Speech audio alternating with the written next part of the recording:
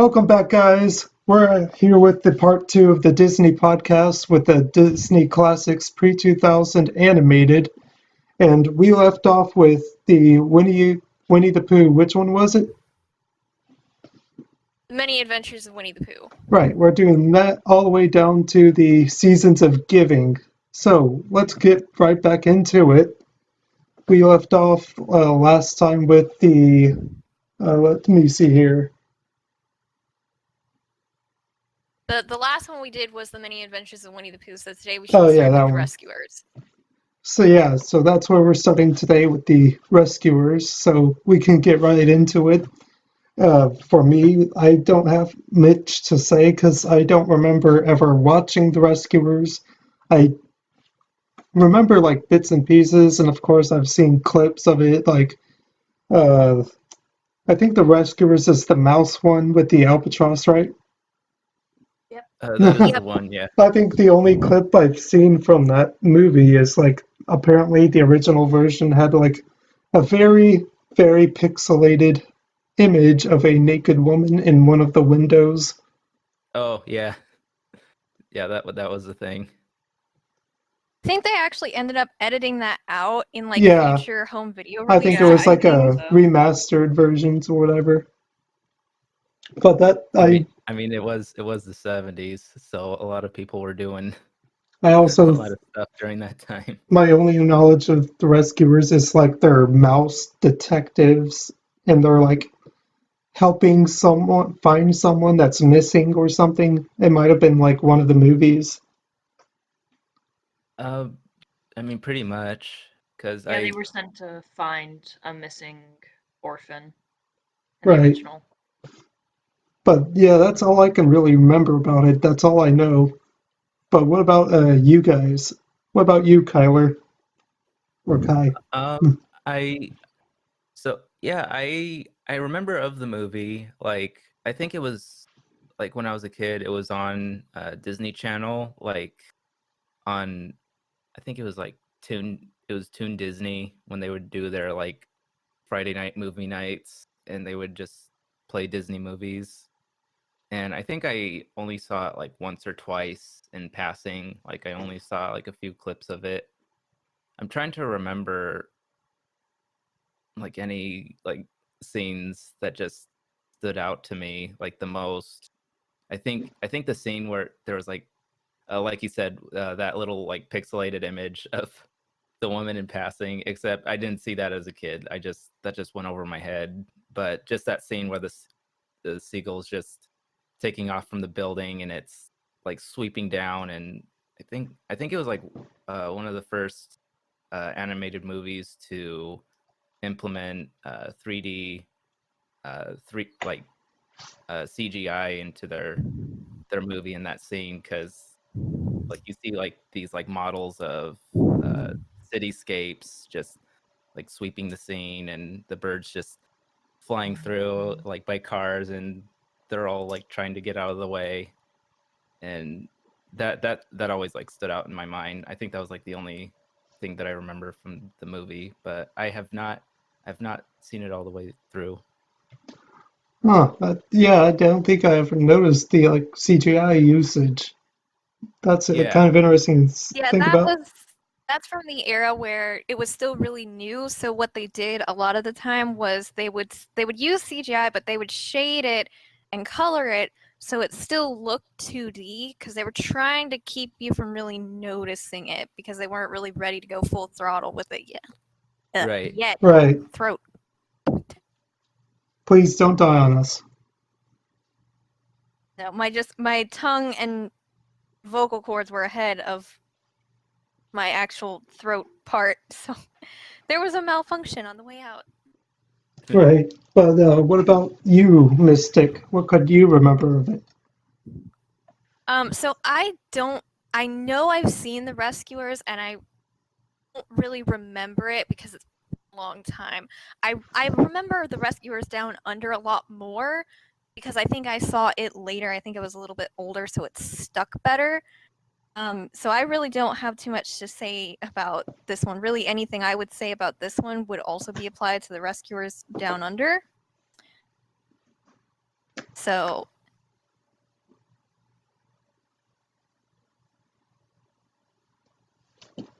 Right.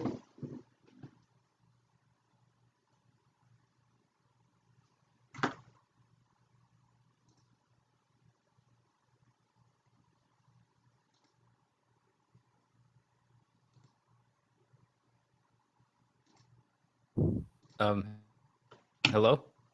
Oh, I'm back. that Sorry. was the end of everything I had to say about the rescuers. Oh, So Oh. I was trying to cue. I thought something messed up with my Wi-Fi was breaking and dying.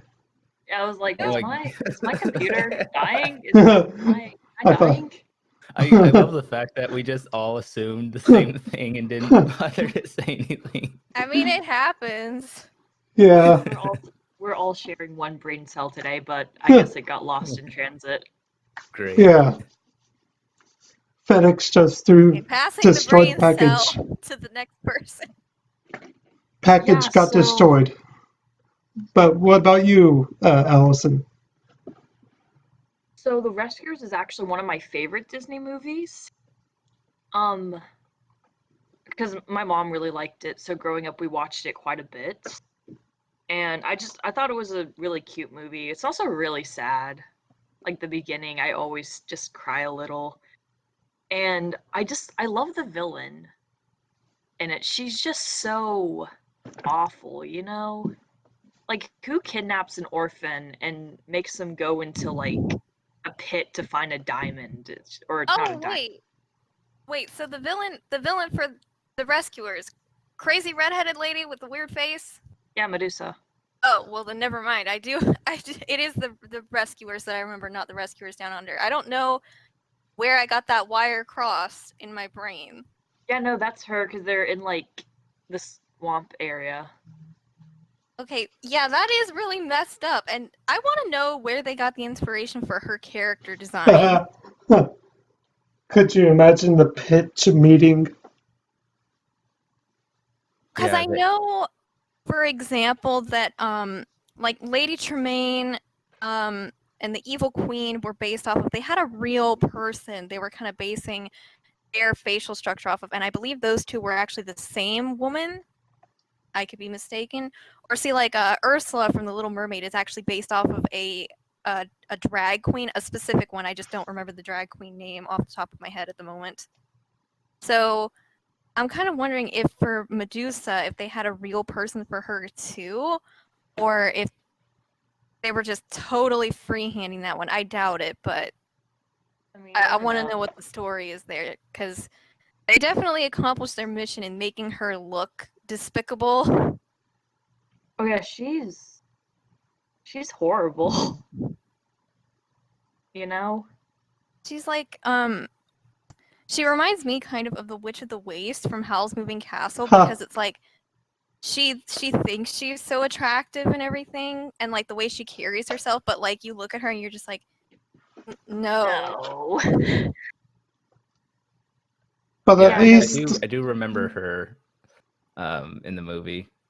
oh come on, Witch of the Waste only wanted love. She only wanted a heart, a person's heart. Well, that's like Well- character motivation is totally different, but I'm talking about like the beginning of the movie, The Witch of the Waste. True, Is like true. at that point we only know her as an antagonist. but yeah, I really love The Rescuers. I have always thought it was just kind of a cute movie, especially the relationship between Bernard and Bianca. They're just cute little mice who do nice things for people.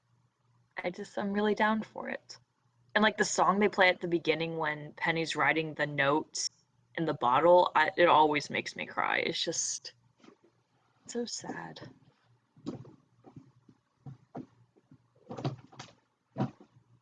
It does seem like a cute movie. I might at some point watch it, see what it's all about, and see how I'd good it recommend is. Yeah, even though I don't really remember, I would recommend it just to see Medusa's character design in action, because it's just that's the thing that just sticks out to me the most about the movie. But yeah, she's horrible. She's like a real villain. I love it. As opposed to an imaginary villain. Well, no, because like some I'm villains sorry, are I was just making like. a joke. No, Kidnapping, I know you. I know you were. But you know kidnapping what I mean. Like a some villains child. are like not very villainy, and like she She's a kidnapped a realistic child. villain. Yeah, or because like there were, especially like the last time she sent Penny down to find the Devil's Eye. She was literally like, "I'm not pulling you up until you get it." And it's like Penny very well could have died. That's just Yeah, really.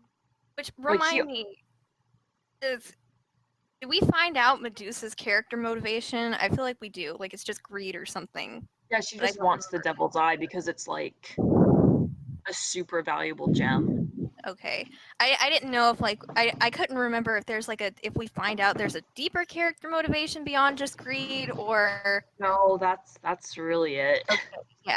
Yeah, so I will agree to what you said though, where she's one of those villains that like it's fun to hate because you don't have to worry about the modern like that. I don't know if you guys have noticed this. In like modern times it's become such a habit to try and make the villains relatable and give them a stronger character motivation. Whereas Yeah, and before I'm we not used down to for it. have yeah, sometimes that works, but a lot of times it just kind of falls flat because like it kind of kills any fun you had watching them as a villain. Yeah. I think villains are supposed to be villainy. They're not always supposed to be relatable, you know? Yeah, like if you're Right. gonna do a redemption arc like that, or if you're gonna do the thing where they're still evil but you try to make them sympathetic, you really have to do it right so you don't totally kill any fun you were having with that villain, you know? Yeah. And like they're making a new movie about Cruella, and I'm sure they're gonna try to like make you feel sympathetic. But it's like she wants to murder puppies. I really don't think I saw there's the any trailer way for to that. It looks good. justify her. Yeah, You're well like, see oh that well, she was confuses pressured me. by. That confuses me actually because they already did a live action Cruella a long time ago. Or well, it wasn't called Cruella. It was a live action 101 Dalmatians, but I I'm think Yeah, saying I I like think saw this is that. supposed to be like more of her backstory kind of thing, trying to we make need us that feel. though. I don't know, because they want us to feel. My guess. I don't actually know, is that they're gonna want kind of like the whole villain redemption thing that they've been doing. Like, oh well, she was pressured by society's fashion norms or whatever, and I just. Some villains, I'm like, okay, you can kind of justify them, but like, she just kills puppies. You Well, can't and really like here's justify the that. thing. Because we have so much 101 Dalmatians content compared to some of these other villains, the thing is, if you look at her character, actually, did we? Oh, let me check. Actually, make sure we're not getting ahead of ourselves because I don't remember when 101 I Dalmatians think came out. we are. Huh. I think we're getting a little Yeah, ahead. I think it came out. I don't see it on the list, and I don't think we covered it last time. So Oh, I'll try and 101 keep this brief. Dalmatians? Yeah. Yeah, we Yeah, covered it. did we? Yeah, it's Oh, I yeah, guess but we did. Oh. Yeah, we did. Oh wow. yeah. Well Oh then. wow. Well, My then let's. memory is Well, then I horrible. guess we're backtracking a little bit. Nah, Because you're well, okay. at the time, I don't think the news about Cruella had dropped yet, or if it did, it was like still really quiet. I don't think the trailer did, at least. Yeah. But so I'll keep this brief then. If you look at her character motivation though, through all the content that we have, she's just crazy. Like I think even the first live action movie, they had a plot point where it was the clock, the ringing of certain clock bells that made her crazy or not. And when she heard the clock bell in that movie, for a brief amount of time, she was actually like a normal, not horrible person. She heard the bell again and she was crazy again. So, like, she's being hypnotized, and every time it's basically her trigger. It's been a really, really long time since I've seen it, but I think it was something almost like kind of how as a cultural society we have a lot of mythos about people acting crazy with a full moon. I think it was more like that and not straight hypnosis. I could be mistaken because it's been a really long time. But my point is though, all her character motivation, she's just a horrible person, or at the very least, she doesn't care about the animals that she's hurting, whether she's a good person in any other aspect or not. So I don't see what compelling backstory can you make for a person that, like, it'd be different because I'm the type of person, I find real, like, animal skulls and stuff fascinating, but I don't, when I buy that stuff, I'm aware of what I'm doing. I don't purposefully, like, go to places where I know they're killing the animals unfairly for that stuff. It's either specifically says it's ethnically sourced, or I'm making that mental sacrifice of, like, I don't know the circumstances under which this was made. But I don't even do that very often. But a person like Cruella, who goes out of her way and picks out the puppies she wants skinned for her coat, I really don't see how you can make that character motivation sympathetic. You can't. Why not just I don't- shave the Closest dog? thing I would think of is maybe she was attacked by dogs as a kid, but even then, Ha! that's I still think that's going a little bit pushing it. far. Yeah, I Like, don't. okay, it'd be different if it was like leather or something, not cute little puppies though. Yeah, she's not very vegan friendly. No kidding. But, like, even if you're not strictly a vegan type of person, usually if you're a sensible person, you can look at her and go, "That's messed up," Yeah. because it is. I don't. How did we get on this from talking about Medusa and the Rescuers? Villain sympathy. Right. And kind of talking about Medusa, she's just kind of an awful person, and you can't really justify sending an orphan down a hole to get a diamond. Look, just wait. We're gonna But get she the just Rescuers does it live with action. such grace. Just wait, we're gonna get the Rescuers live action one day, and they're gonna give her character motivation like, oh, she was an orphan and treated horribly as a child No. until Oh. she got adopted by a rich dude. Wait, the And then she Rescuers just- are getting a live action? I have no idea. I'm just guessing. One because, day they probably will. Yeah.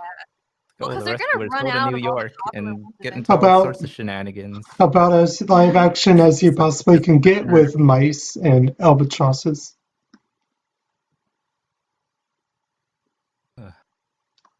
But Quote yeah, unquote.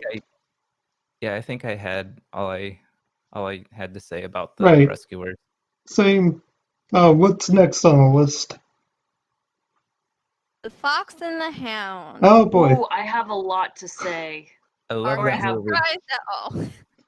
Considering this is Everyone's part childhood. 2, considering this is part 2, and the last part was like a few weeks ago, I will remind the viewers that I haven't seen most, if not all, of these movies since I was a little kid, so I don't remember much from these. But Fox and Hound, I do remember loving because of the relationship between the two and like the emotional parts of it.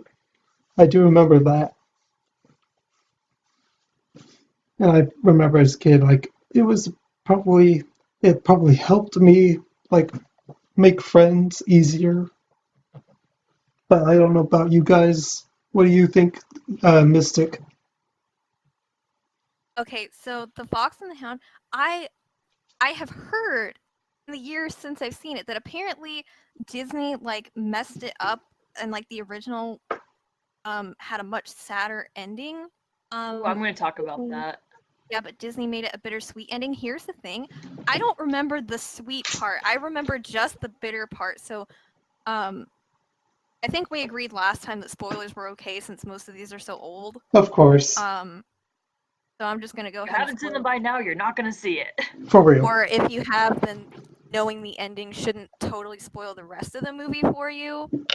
But Spoilers so I should not just mess it up. remember, I believe the original ending is like Todd the fox, he dies, and then I think I think the bittersweet thing is supposed to be that like he's not actually dead or something. I don't remember that part. I just remember him being dead. For the original? No, like the movie. Like I don't Oh. remember the sweet part of the ending. I just remember the bitter part. That's what So- I'm saying. In the original ending, or the movie ending, the what's his name? The human. Which Yeah. human? The lady or He- the other The, guy? the other guy. I don't He's remember. about in the movie. He's about to shoot Todd, and Copper kind of steps in to block it because Mhm. they had just been attacked by a bear, Mm-hmm. and so they were both already really weak. But Copper kind of standing between Todd and the gun. The hunter kind of let it go, and they went on with their lives separately. What am I remembering where Todd was dead? Well, there The was a very. Found Do you want me to too. tell you the original ending? Okay, yeah, go ahead. So in the original ending, when they're hunting Todd, Todd dies from exhaustion from, running away from being hunted. And then the hunter, he's getting old, so I think he has to or he goes to like a old person's home. And before he leaves, because he can't take Copper with him, he shoots him. What am I because I never read the original. I'm assuming it was a book. I don't know. I might have told you this. I feel like I told you this at some point. No, because I remember like I just remember see what I'm saying though is I remember when I was a little kid, like this movie just made me really aggressively sad at the end. So was there maybe I'm gonna Google it because I'm thinking was there maybe like a director's cut or something with that ending? I just remember the hunter just in a rocking chair with a cast on his foot, and there was like the old like I forget their names, but there was like the woman that was just taking care of his cast, and I was just like, oh, that's sweet. They're friends now. Mm. Yeah, I don't remember her name either. What's up Oh, with me? okay. I think I just remember. Okay, so I'm looking at the plot on Wikipedia. I think I just remember this part. With the bear gone, a bewildered Copper approaches Todd as he lies exhausted near the bank of a waterfall created lake. I think that's what I'm remembering, and I think at the time I thought Todd was dead. He wasn't just exhausted; he was just dead. Yeah, that's why I mentioned the bear thing. Because I didn't know if that's what you were talking about. But yeah, I don't remember anything after that though in the movie. I just remembered. I wonder if like when I was a kid I was watching it and we had to go somewhere, so like my parents shut off the TV at that part or something, and that's why I thought that was the ending. And if you wanted to go with more realistic, like with closer to the original type ending, I guess that would be the way to do it. Like, okay, kids, movie's over right here. Todd's dead. Yeah, except they both Except don't do that. die. Don't scar your children like that. Yeah, we don't like to scar the children here.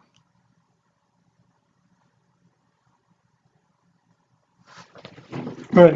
What But about yeah, like the beginning, that it was just such a back and forth movie for me because like Todd was so cute as a baby to me because he looked like a kitten, and it just messed me up because at so many points in the movie, like bad things happen to him, and I'm just like, no, not the little baby kitty. I know Yeah, he's not cute, but like I was a small child, I thought he was at the time.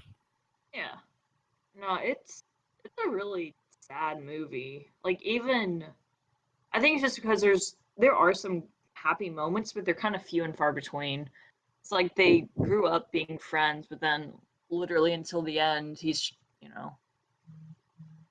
Also, my main thing is I don't know why the old lady like released him because at least if he was still in her care, she could kind of take care of him.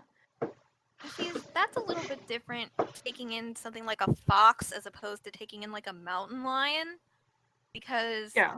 they're not domestic, but a fox is a lot less likely to viciously try to attack and kill you than a mountain lion when it grows up.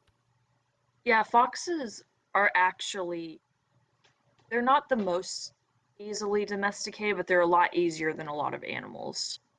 Yeah. Like, they're easier than wolves. I think the one that they're not easier than are raccoons, but they're still pretty. I feel like if you did raise a baby fox from, like, because it was obvious Todd was literally, like, probably just born when the movie started. You know, he's, Yeah. so, That's different from like taking in an adult fox. yeah. It was just like, you know, because even if Todd was in an area that you aren't allowed to hunt, I think he might have been, or am I thinking of another movie? He might have been in an area that you're not allowed to hunt in, but I think the hunter just kind of ignored that. I don't know. Maybe I'm thinking of a different movie. But I'm not sure, but I think it was supposed to be, even if realistically a fox wouldn't be that bad if you were going to take it in from being a basically newborn baby and raising it its whole life. I think it was still supposed to be the message of like, you don't need to keep wild animals even if it seems like a good idea at the time. Because I think that's I kind of wanna- a problem with birds and squirrels. Like, people take them in because they're injured or something, and then, you know, especially if they have kids, the kids get attached to them and they want to keep them. So I think maybe that was kind of the messaging they were going for. Like, it's better to let them go and be in the wild, even if that message can be troublesome in itself, depending on the animal and the circumstances. I'm trying to think, because it's been a really long time since I've seen the movie because it makes me sad and I'd rather not watch it. Yeah, I But get that. I want to say maybe it was because, like, the hunter was kind of getting on her case about it that she did let him go. I don't think it was something she wanted to do. That would make sense. But it's been a really long time since I've seen it, so. Well, in that case, that would make it kind of like Open Season. Anybody remember that movie? Oh Never yeah, saw I it. remember that movie. Yeah, because like that's the thing that happens there is like the park ranger, I forget her name, is taking Beth, I think is her name. Um, she's taking care of Boog. He's a bear, but like he's obviously very domesticated from what we've seen. And the main reason she lets him go is because like he gets in a thing with Elliot, and then like somebody gets on her case that Boog's gonna end up hurting somebody, even though we as the audience know it was just like this one freak incident because of Elliot. And at the end of the movie, she actually decides that because it's hunting season and stuff, it's safer if she brings him home. Especially because he's been basically domesticated for a bear, even though he decides to stay. So Oh that yeah, that would kind of yeah. make sense to me if, like, for Fox and the Hound, it's kind of the same thing where it's not really that she wanted to let Todd go, it's that she felt pressured to by the people around her. Yeah, Yeah. that would make more sense to me, but like I said, I don't really remember it. Yeah, I think it was the fact that she wanted. I mean, didn't she want like the fox to live like a like a normal life, like for a fox just to be out in the wild? Because Yeah, I it might have 'cause been something like that that.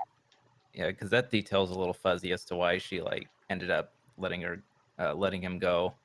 I think it was because the fox was like was getting in trouble with the hunter. Like he was like chasing like some chickens or something, and the hunter was like, all right, get that fox out of here.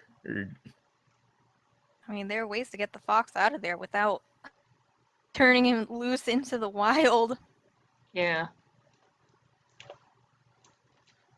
Yeah. Um, I think there was another reason. There was like another like theme behind the story too, because I mean, just for the time period that it was released, I think it was like, yeah, what was it, like 1977? Yeah. Yeah, because it's like 1981, excuse me. oh, 1981, is that it? The Rescuers was 1990. Was 1977. Or Oh, got it. But like just like the story of just like two friends who just like get along with each other, and they play and just enjoy like their childhood together. And then as they get older, just by the different ideologies that they grow up under, and as they get older, they just become enemies like to each other because of their upbringing. I think it just I think it was like a very timely for what was going on during that time, just with the Cold War and some of the justifications for why they were going to war with each other. So for a movie to come out to talk about, two animals growing up, they're fine with each other, then they separate, and then they have different ideologies, and that just gives them passion to fight each other. I think that I forget where I heard where that take like comes from, but Well, I think that that was always sort of interesting to me. now that you mention it, that kind of makes me think of it's almost like a Romeo and Juliet thing, because the whole Yeah, premise of that story is the reason they can't be together is because their families hate each other. So yeah, I think that is kind of maybe what this movie was getting at, that they're like so you have the fox and the hound, they have like their predetermined roles in society, and they're expected to fit into those roles, but they've defied the rules of their society essentially, and they have become friends. And so I think the message is supposed to be kind of in a sense like Romeo and Juliet but friends, where they're, well, okay, Romeo and Juliet's not really a society as a whole thing, but you get my metaphor I'm going with here, where yeah, it's like they're not going to abide by these predetermined rules for them by somebody else. They're going to live their lives their way, and that's kind of a powerful message, especially for little kids that might be watching. yeah. I think you said it better than I did. That makes a lot of sense. And that is a good message to send to a younger audience, to have them learn early on. Yeah, absolutely. Is that all we've got for the Fox and Hound? That's all I have. Yeah, I think that's all I've got. All right, Same. that brings us to our next movie on the list. The Black Cauldron. I have been Ooh. waiting for this one. No Do comment. it. I have When I no. saw it, I was like, oh, Mystic's gonna go off about it. Good, because I know I'll try nothing not to about do this. I never that. heard about it until Mystic told me about it like I've sometime last year. So I'm gonna give this to you guys. Just please give me good content. Give me good information. Go yeah. off. All I know about it is just from the Nostalgia Critics review of it. That's Oh, that's they the did I don't one. even I'm gonna wanna have know what to he said watch about that it. later. I don't want it. Okay, so I have actually seen it. I have this one on VHS. It is over there on my shelf, and I'm sure it's listening very intently to what I have to say. I'm kidding, but yeah. So I learned about this. How did I learn about this? I think I was listening to somebody else talk about it, or like I saw a mention of it somewhere, and I'm like, the Black Cauldron. What the heck is that? I looked it up, and so the Black Cauldron bombed the box office when it initially released. It was Disney's first animated feature film to get a PG rating, which did not help it. It was stuck in development heck for a really long time. It was a longer movie, but they ended up cutting a whole bunch of stuff. So it Yikes. ended up being a little bit piecemeal in how it was kind of stitched together and the editing they had to do and stuff.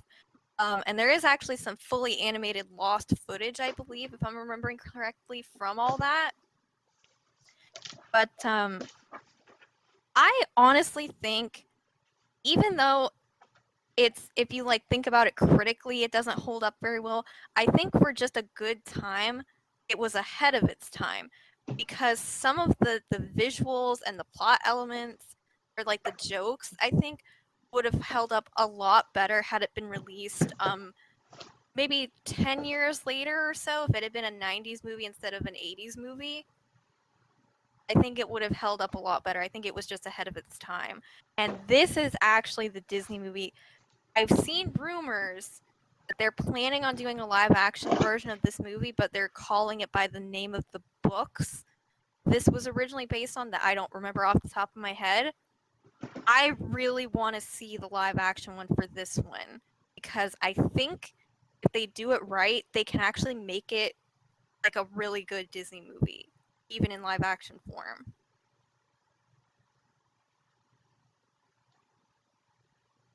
Yeah, I think it would look better live action.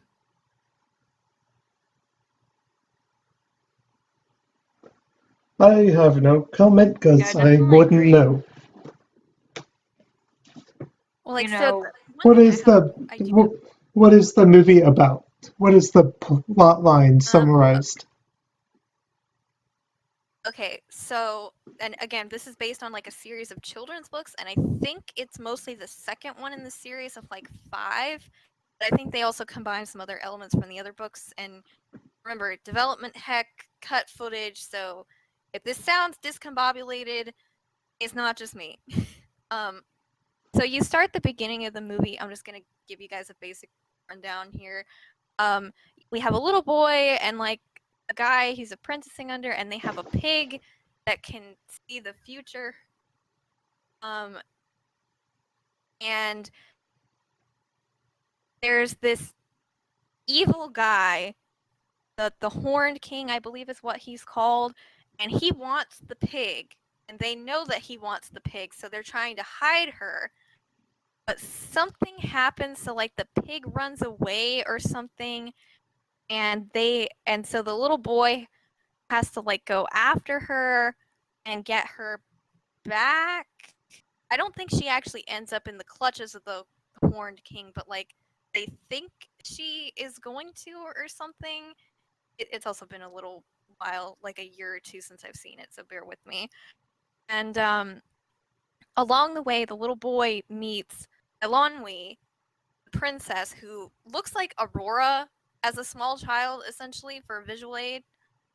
And they meet this little funky dog dude whose name escapes me at the moment. I think it's like Gumpy or something. So then they're kind of our crew for the rest of the movie. And they encounter like these really weird fairies. They encounter these witches, one of which has a very large chest. And like somebody gets turned into a frog and squeezed in their cleavage, and it's weird, but like that's what I'm saying though when I mean that's like one of the things I feel like did not go over well in the 80s, would have gone over better as a joke in the 90s. And they do end up in the Horned King's castle as he's raising the Cauldron born from the Black Cauldron, which is all CGI. It looks awesome. Like creepy if you're not into that kind of thing, but awesome. And they have to like run through the castle and like kind of fight off the Cauldron born. And Elonwy actually is a really strong princess. Like the fact that she's a princess doesn't really come up a whole lot after she tells us initially. And that's kind of like our climax of the movie right there is them in the Horned King's castle fighting the Cauldron born. You're like trying to get away from them. And we do end up getting a happy ending out of that. But that's as the main things that happen in the movie. It's weird. Like it's fun because all this stuff feels a little bit random, but it is definitely weird if you just look on it on like a surface level. Right. That makes sense. What about you, Al? What do you have about the movie? it's been a really long time since I've seen it. So I'm kind of like my memory isn't super great about it, but yeah, it's definitely a weird movie. I think if I were to rewatch it again, soonish, I would appreciate it a little more. But it's definitely a strange movie. I don't think it deserved to do as poorly as it did, but it's kind of like understandable why it did. You know? Yeah, like I don't think it deserved to be as beloved as The Lion King or Frozen, but I do think it got kind of shafted. Like I said, I think it was just ahead of its time, really. I think it could have done maybe as good as like The Rescuers or The Fox and the Hound and something, because those are like, they're still considered successful Disney movies, especially because they got sequels, but they're not like as high regard as like something like The Lion King is.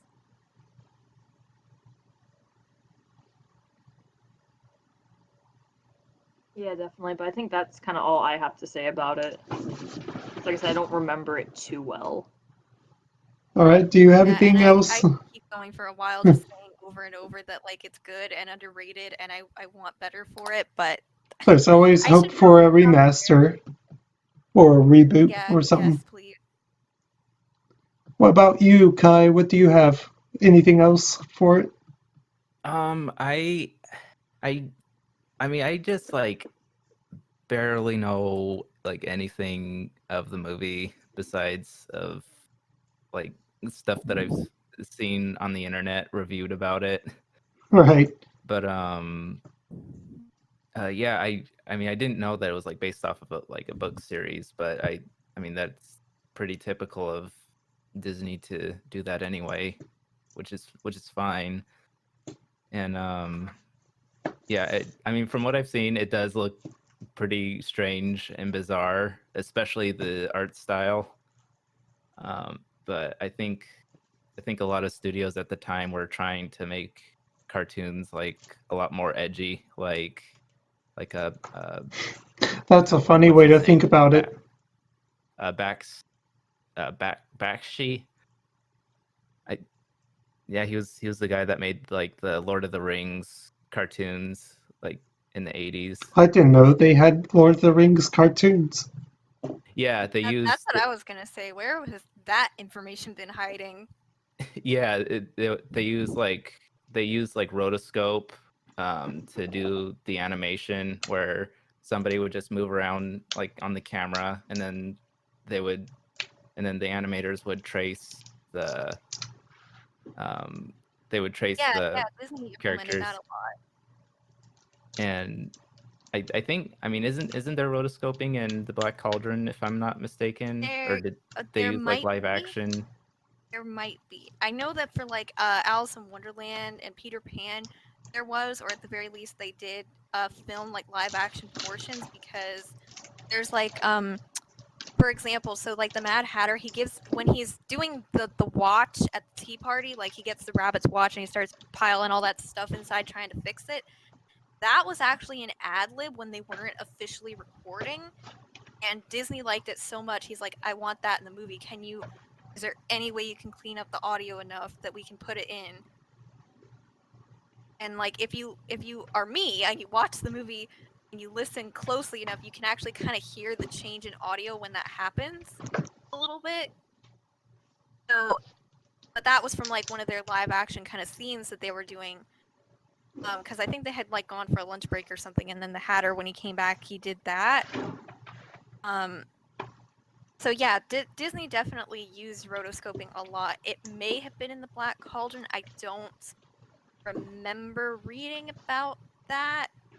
I do know that like the Black Cauldron was one of their first movies where they used CGI kind of extensively, and they weren't so concerned about trying to disguise it at every opportunity. I Right. see. Well, I guess that brings us to the next movie on the list. The Great Mouse Detective. Ooh, I love this movie Yay. so much. I have not seen this one. I know that should. Vincent Price is the evil rat. I'm assuming this is different than Don't call him the a rat, though. He doesn't Rescuers. like that. Yeah. He's a rat. He can go screw himself if that bothers him that much. Oh, it really bothers him. I don't think you know how much it bothers him. I'm not the size of a mouse. If he sends that cat after me, I'm just gonna pet the cat. This one I'll hand I've it over seen to you clips guys of as it. well. If you can't tell. I've never heard of this movie. I'm just assuming it's it's basically another Rescuers. No, actually, it's based off of like Sherlock Holmes, but Sherlock Holmes as a mouse. Yeah. It's a fun movie. I like it. I saw it like I think a year or two ago. Well, And this is actually, I do know this is the movie that's responsible for kind of saving Disney and like bringing them back from the dead at the time because they were really struggling financially. No thanks in part to the Black Cauldron. Yeah, I could tell it did some good things for Disney for sure. Yeah, Like, it gets overlooked a lot because this was like right before the Little Mermaid, so everybody's like, "Oh, it was the Little Mermaid that fixed everything." When no, it actually wasn't. Yeah. But Yeah. well, what do you guys remember about it? Kyler, you can start. So I mean I saw this movie like a while back and I definitely enjoyed it. Like the animation was like really well done, especially the ending scene where there's like a fight between Radigan and um I forget is the detective just called Sherlock or No, No, his I think name's it's Basil. Oh. Basil, whatever. Because Oh. alternate titles in other countries is Basil, the Great Mouse Detective. Yeah. Okay, so it's Basil. Mm-hmm. But it had like a really like great action scene like at the very end that I thought was like absolutely wonderful for It the was time very that it well was made. made. Yeah. Yeah. Like it was like Disney like really getting their like S together for like CGI. Like they were really raising the bar as far as um like animation goes. And yeah, I thought like the characters and the writing was really well done. And I just remember enjoying it. And that's all I have to say. Yeah, Yeah, that makes a lot of sense because they did kind of, like I said, they kind of knew they had to step it up, or else this was maybe going to be the end of the Disney studio.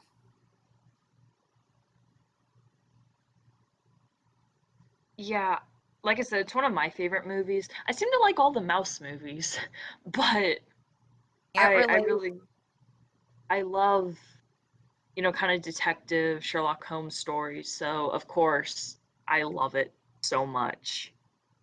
It's one of my favorites, and I think everyone should watch it.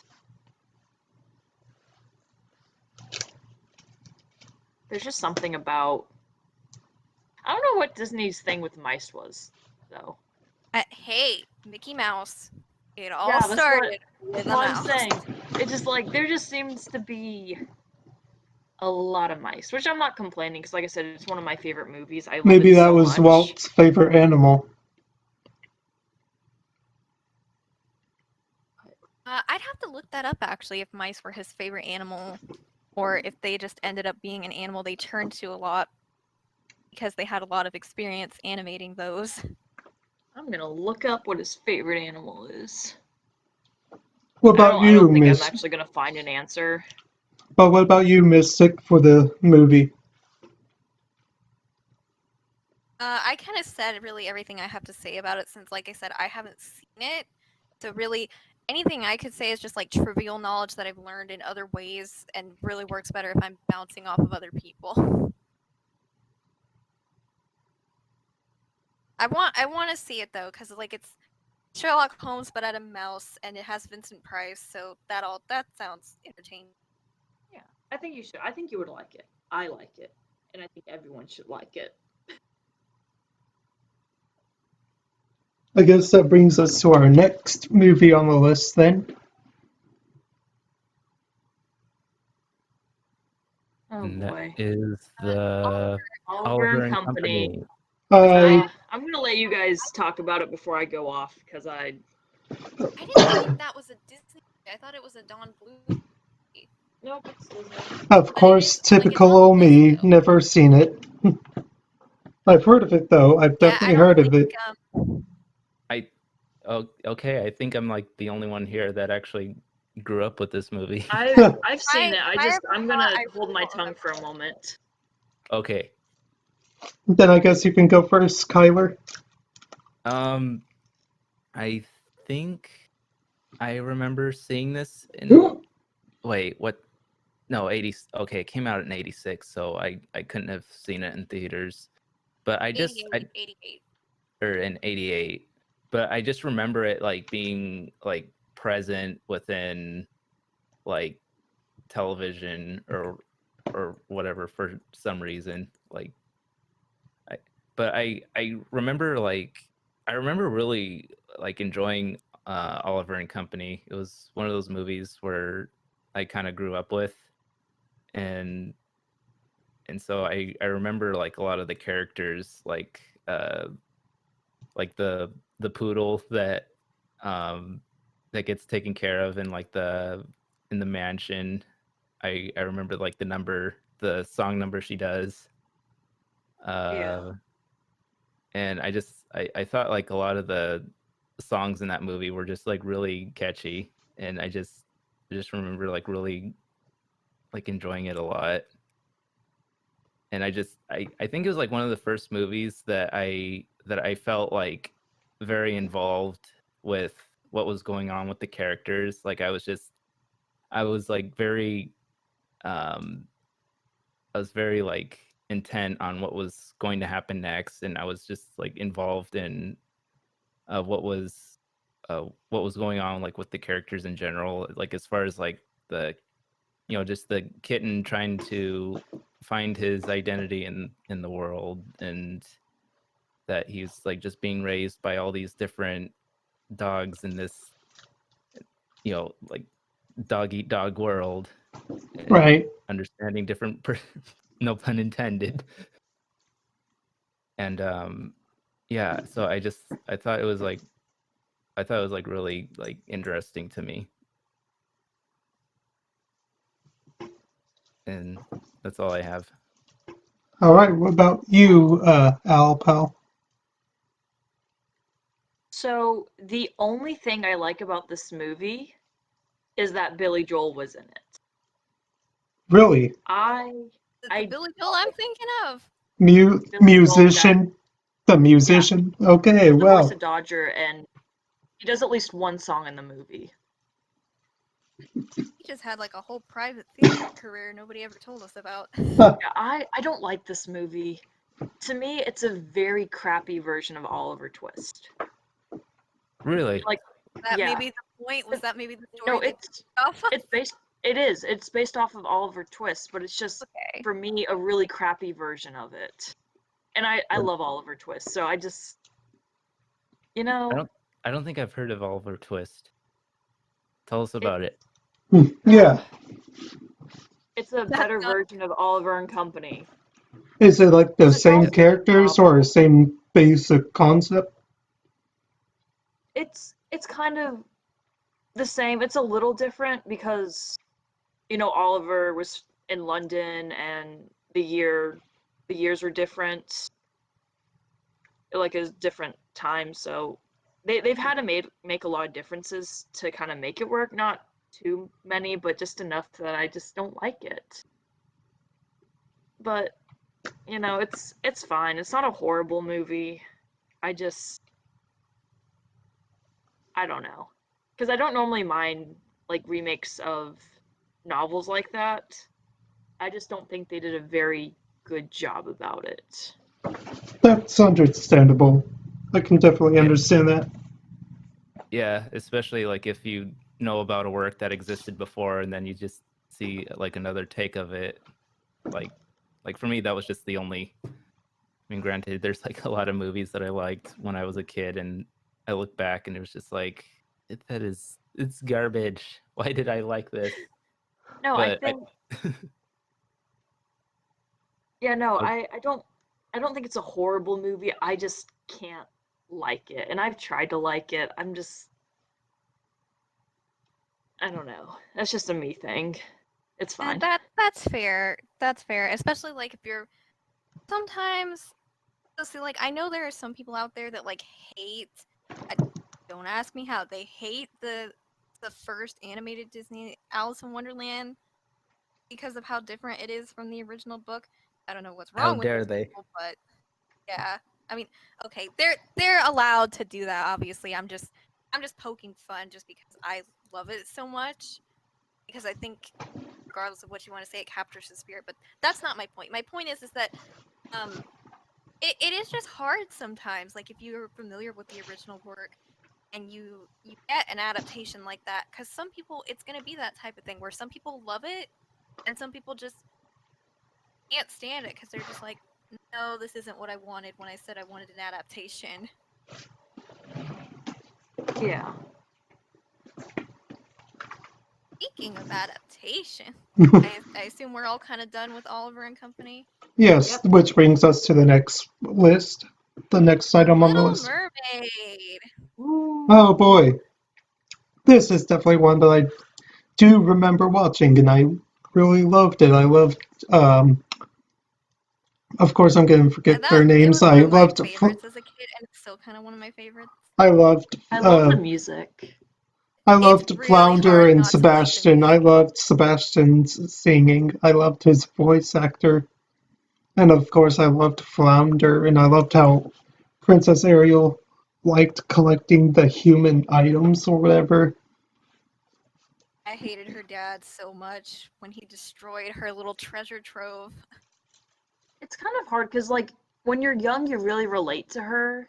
You're like, oh, she should be allowed to go and be a human. But as an adult, like, I don't justify her dad's actions of destroying her stuff. But it's also like he was just kind of looking out for her because she was like 16 and wanting to go and interact with people who have been a little more harm than good to merfolk, you know? Yeah, I mean, to me, I struggle with it as an adult because I still do sympathize a lot with Ariel because on the one hand you can read it as like the movie where the dad has to learn to like let his daughter grow up and make her own decisions, but you do I see what you're saying about like he was just trying to protect her and stuff.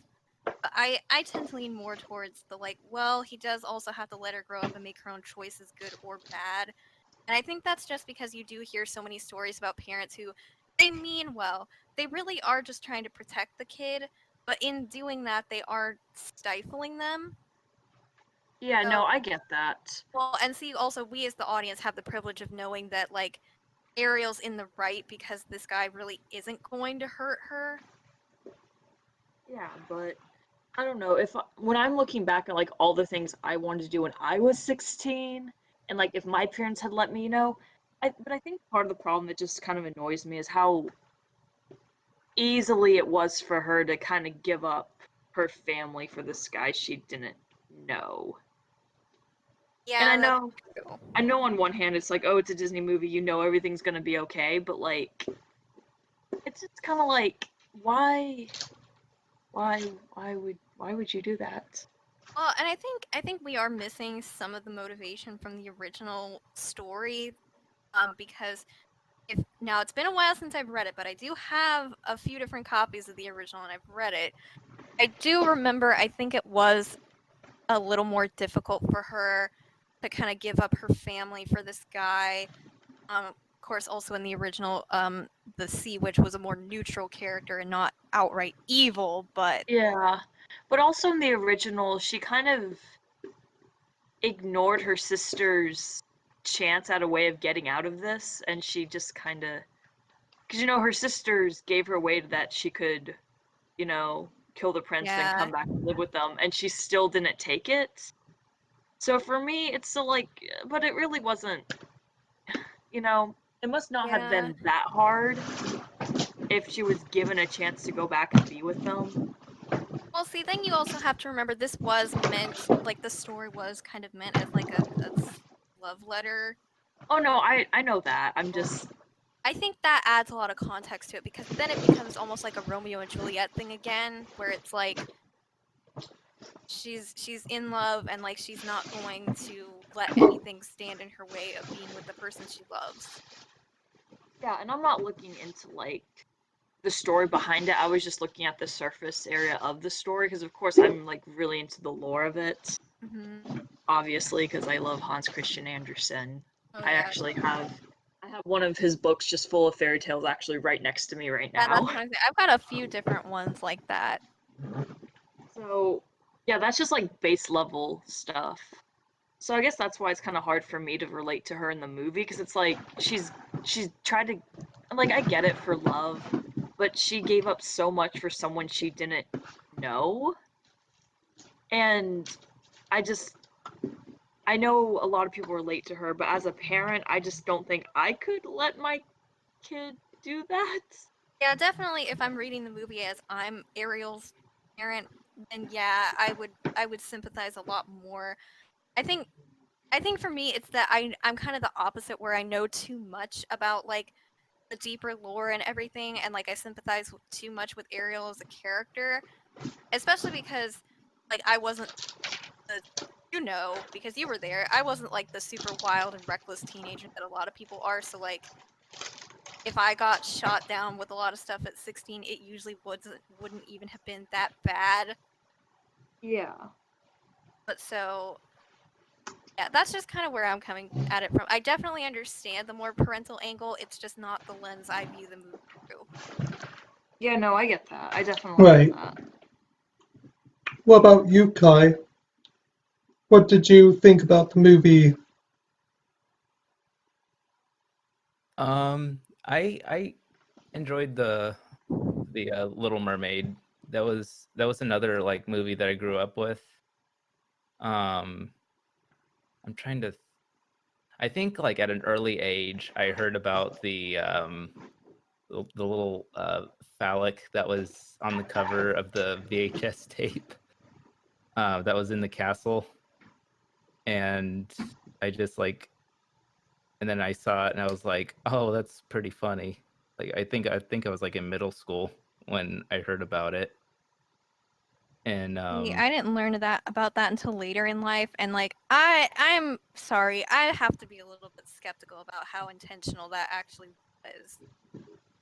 I don't know. I mean, it does look like a penis. I mean, when I I don't saw think it, they meant for it though, too. Well, like I'm sorry, it just kind of makes sense to me from a design perspective. Like you have underwater buildings that are probably getting beaten to death by erosion. It's Atlantis. It's called magic. I don't know, like middle Yeah, it's school. called magic, but they still don't know what a fork is. Well, that's Yeah, a middle. human item. They don't use forks. They use It's a tridents. thingamajigger. It's a miniature trident. No, it's called a thingamabob or a thingamajigger.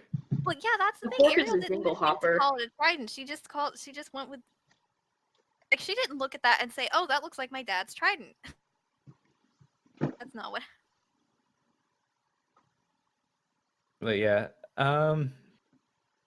but yeah, I think that was like, it's like I enjoyed the movie, and at the same time, since I was like a boy, and the Little Mermaid was mostly about like a girl character. It was like Who oh, cares? this shouldn't be that interesting to me I because I because certainly of my didn't care boy about that.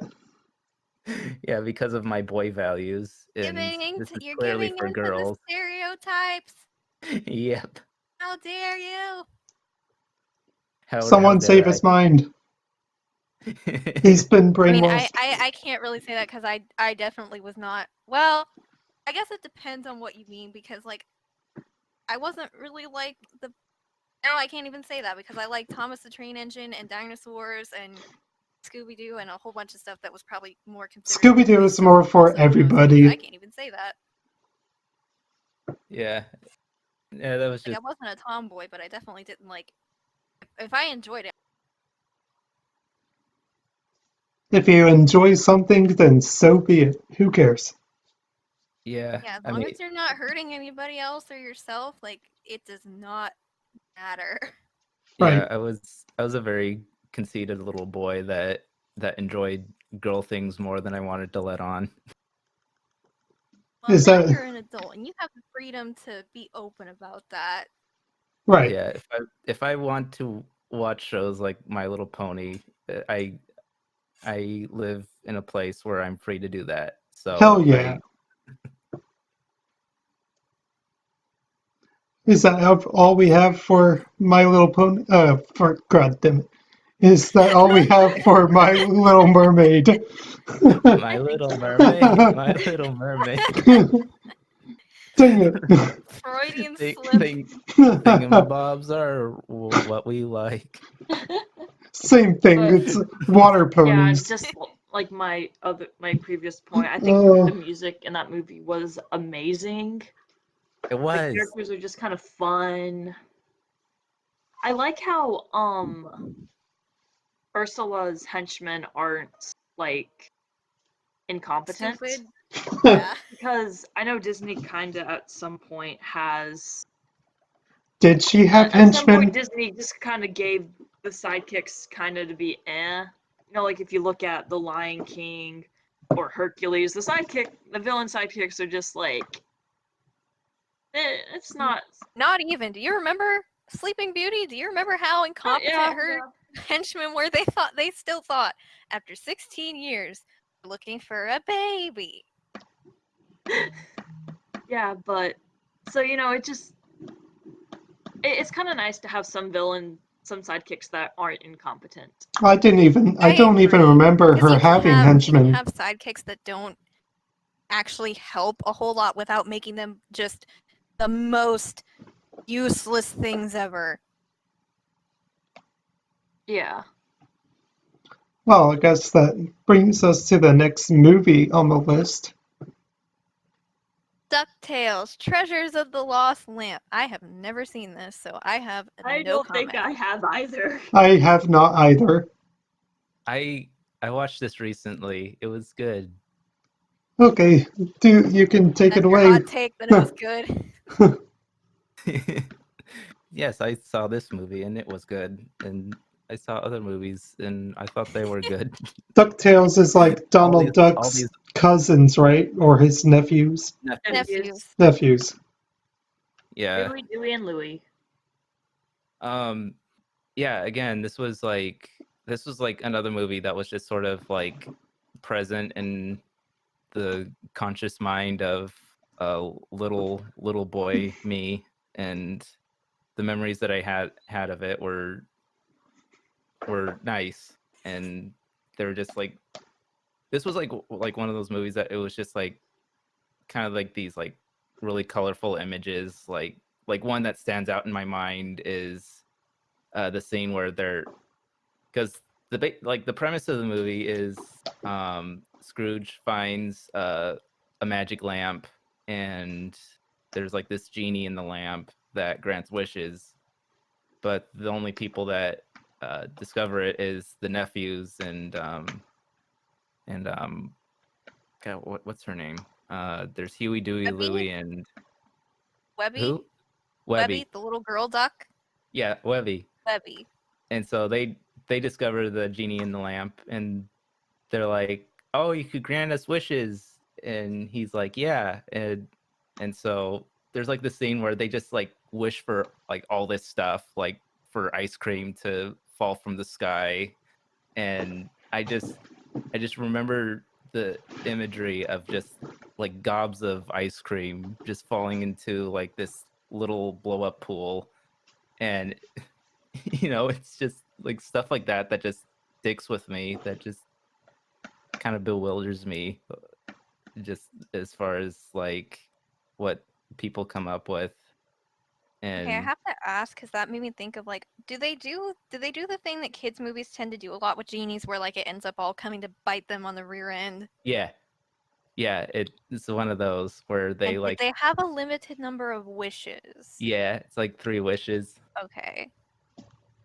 Just the run of the mill like genie story. I thought so. I just wanted to make sure.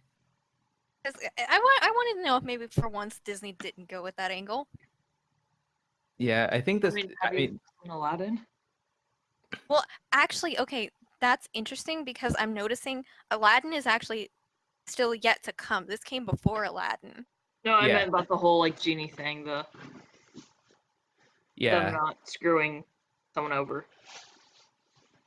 I mean, but yeah. Well, sometimes mean, that though, is- sometimes certain like okay, this is totally off the rails, but like the Bratz Genie movie, which I think is just Bratz Genie Magic, they had a caveat where I think the genie could only grant one wish until she turned 21 and she's like 16 or something in the movie, so she can only grant them one wish instead of 3 or something like that.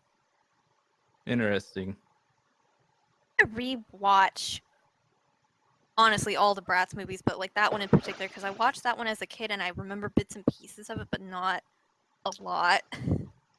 But Yeah, no, that's funny you mentioned about the DuckTales movie being similar to Aladdin, because I mean I watched it like on Disney Plus not too long ago, and like the structure is almost exactly the same as Aladdin, where it's like you have a magical genie that grants like 3 wishes, and then you have the antagonist. Dang it, I'm just I'm blanking on names, but it's like it's Scrooge. It's Scrooge's like nemesis in the movie, and he like appears in the show too, or the DuckTales show too, and so you have the nemesis who steals the lamp, and he's gonna use it for like his own like to um to press forward with his agenda and like try to rule the world or something, which is exactly what happens in Aladdin, where Jafar like steals the lamp and wants to like dominate the world with it. And so I thought that was like funny that you brought that up. yeah, well, I would assume then because Aladdin wouldn't come until later that this movie may have set kind of the precedent or been what like made them go, hey, we could make this into like a normal Disney movie instead of just a DuckTales movie. Yeah, I'm sure it's based off of a legend, like an actual legend that has that premise Oh yeah, or yeah. something. It's the story of Aladdin comes from I think it's 1,000 Arabian Nights or something like that. Like it's a story collection, but that's the most Yeah. Okay. popular one from it. That's probably what happened. Of course, I am noticing. So this movie came out in 1990. Aladdin came out in 1992. So if Aladdin was in development for at least 2 years, it could be they were actually in development at the same time briefly, and that's why we had such a strong correlation of the plots. Yeah, and I wasn't there, I could tell you. yeah, one point that I will make about this movie, this is just my own little conspiracy. Okay. So I think that the Indiana Jones ride at Disneyland was meant to be based on the DuckTales movie.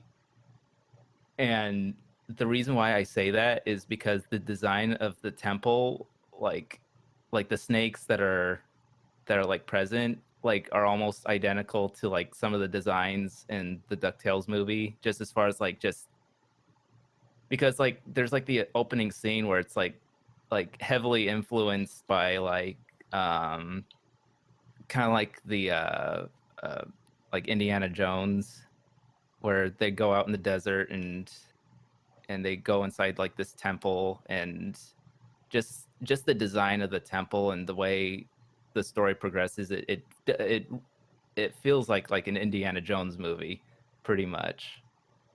And so like when I look at like the design of the Indiana Jones ride, and I just see the little details as far as how they design like the structure of like the temple, it just I don't know, I just get the vibe of like this could have been like a DuckTales ride for all I know, but maybe some time down the line they just decided to go with Indiana Jones. But that's just my hot take conspiracy theory. I want to look that up now because like it is possible that with because DuckTales is really popular, So it could definitely be that at one point they considered doing a DuckTales ride, and then like while it was in development or something, the popularity tanked. So they're like, nope, we're doing Indiana Jones instead. Yeah. I find it kind of unlikely, but not like just possible enough that now I think when we're done, I'm gonna go look that up. Right. Yeah, Uh, so yeah, that's all I have to say. It was a good movie and I enjoyed it. I guess that would bring us to our next movie on the list. The Rescuers Down Under, the movie that I thought I had seen, but now I don't think I have. I Another love this one I movie. have not seen at all. I love this movie. All It's right, great. Kai, why don't you start us off? Yeah, so I have a VHS of this and I watched this like over and over when I was growing up, and yeah, it's an epic movie. Like I I enjoy all the sweeping shots that it has, when the kid it like gets on like this giant eagle and they're flying through Australia. I just think like it like I just thought like the shots were just like amazing. And in fact, I think this movie was indirectly responsible for like some of my childhood nightmares actually, because sometimes I would have dreams of like myself being like out in the field, and then I would like see like this like giant bird like in the sky like come down and like literally eat me alive. and and I look back at the Rescuers movie and I just see like some of the imagery in the movie. It's like, oh yeah, I had a nightmare about that. That sucks. Even though I love the movie so much. But yeah, and like the plot line of yeah, it's like the plot was like pretty heavy too. It's like you have a poacher. Like the poacher is just like the antagonist. Like he has like a pretty brutal like just uh I don't know what I'm blanking. Uh just his character in general is just really brutal. He just decides to like I think he like just kidnaps this kid and just holds him for ransom. And then you have like the rescuers that come to save him. and and so yeah, and then everything ends up like working out in the end, where the poacher just falls down a waterfall and the kid gets saved. And yeah, so it was a good movie. I liked it growing up. Yeah, Huh. I wasn't a huge fan of this one. Like, it's not a bad movie. I just, especially compared to the original, I just didn't think it held up a lot. But I remember the last time I watched it, I was working, because I used to work at a Girl Scout camp, and we have a lot of counselors that are international, and we had this one who was from Australia. And we're like, oh, let's watch The Rescuers Down Under with her, because this will be fun. Bad And the idea. whole time, Oh boy. oh, she loved it, but she also was like just roasting it the whole time. She's like, none of this is realistic to like real Australian stuff. Well, of course not. It's It's a Disney. it was Disney movie. What did you expect? I know, it was just really funny though. So as much as I didn't like the movie by itself, but just like that memory makes the movie a lot better for me. It was like, That's oh, we're fair. sitting here making fun of this movie and all the little things that aren't accurate. But so yeah, it's not one of my favorites, but it's not a bad movie. I love the original so much, and it just doesn't hold up to it. Yeah, yeah, because We're like sorry. We'd make it hold up if we yeah, could. yeah, like I mean the thing with this movie like versus like the older one is I think just with this one, it was like the first one that I saw, and I didn't have like much to contrast it with. But I'd still say like it was a pretty good movie.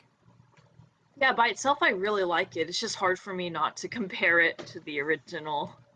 Right. I think if I had watched it first, it would have been a different story. But What about you, Mystic?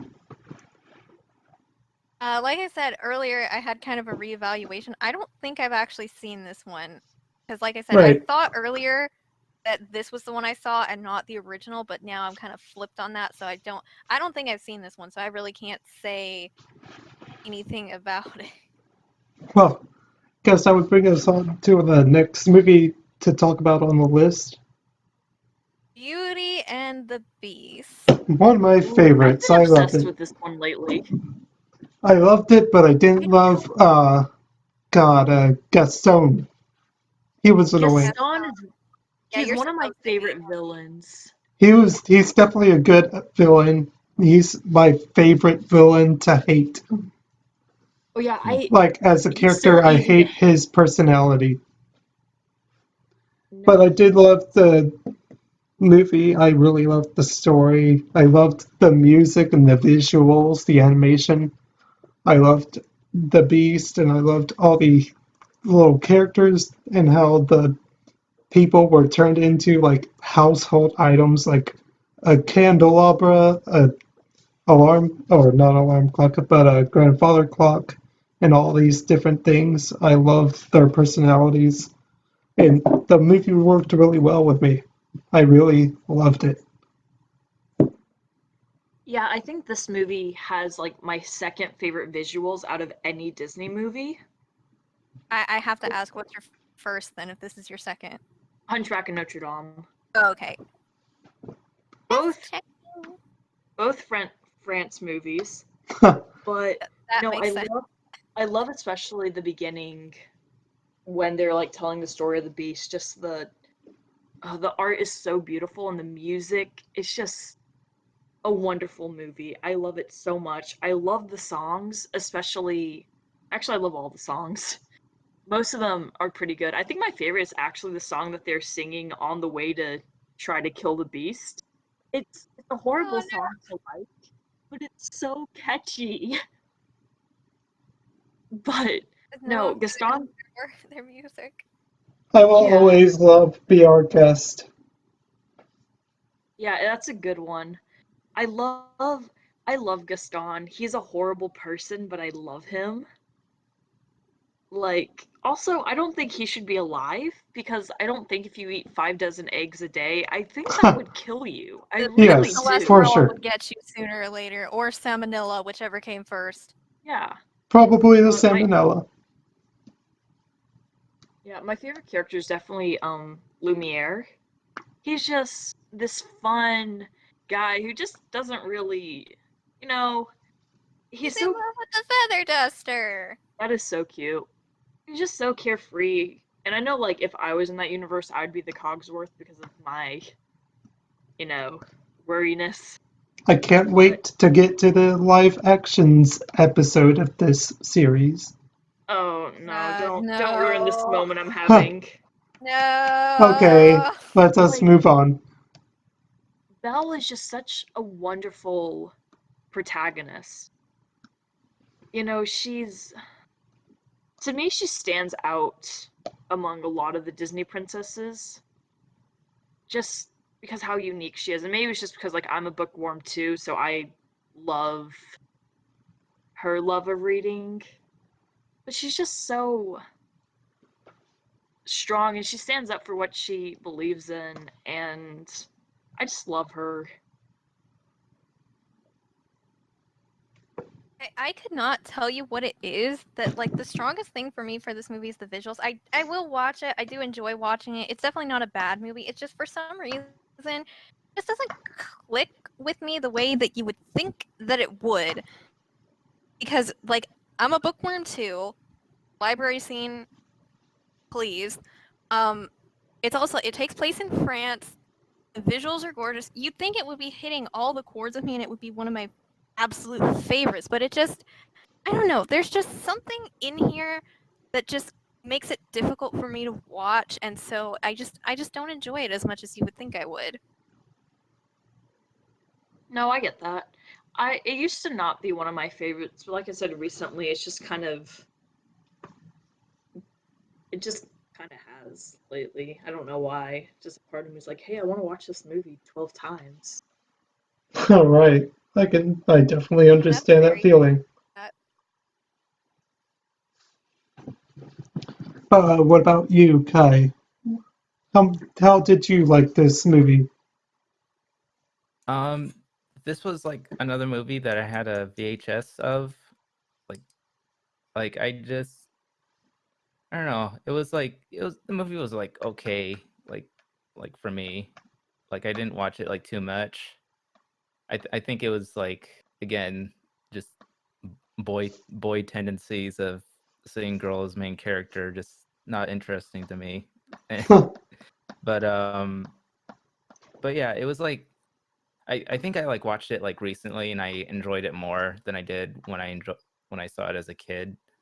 But yeah, I really like I especially like I like the song numbers like a lot more now. Like especially the one be our guest. That one always like just plays in my head all the time whenever I think about it. But I think one thing that I don't like about the movie is just as far as how they like portray the relationship between Belle and the Beast, because I think it like I don't know like especially in like some of the other like iterations it just it doesn't so much like justify like the abusive nature of like the Beast, like Well, between Belle and the Beast. okay, I will contest that. For this particular version, no other version, just the Disney one right here. If you have to watch kind of carefully because a lot of people have loved to misdiagnose Belle as having Stockholm. No, Okay. I've don't get me never heard started. that. Okay, so Stockholm Syndrome, people think, because here's the thing, if you dig far enough into this, Stockholm Syndrome is actually not a recognized mental condition. Like, it's not in the, oh, what is that book called? The DSM or whatever. There's like a book that's like all the mental ailment diagnoses you can have, and it's not in that book, for one thing. And I believe actually the studies concluding that it was a thing were kind of shaky if you look at them critically.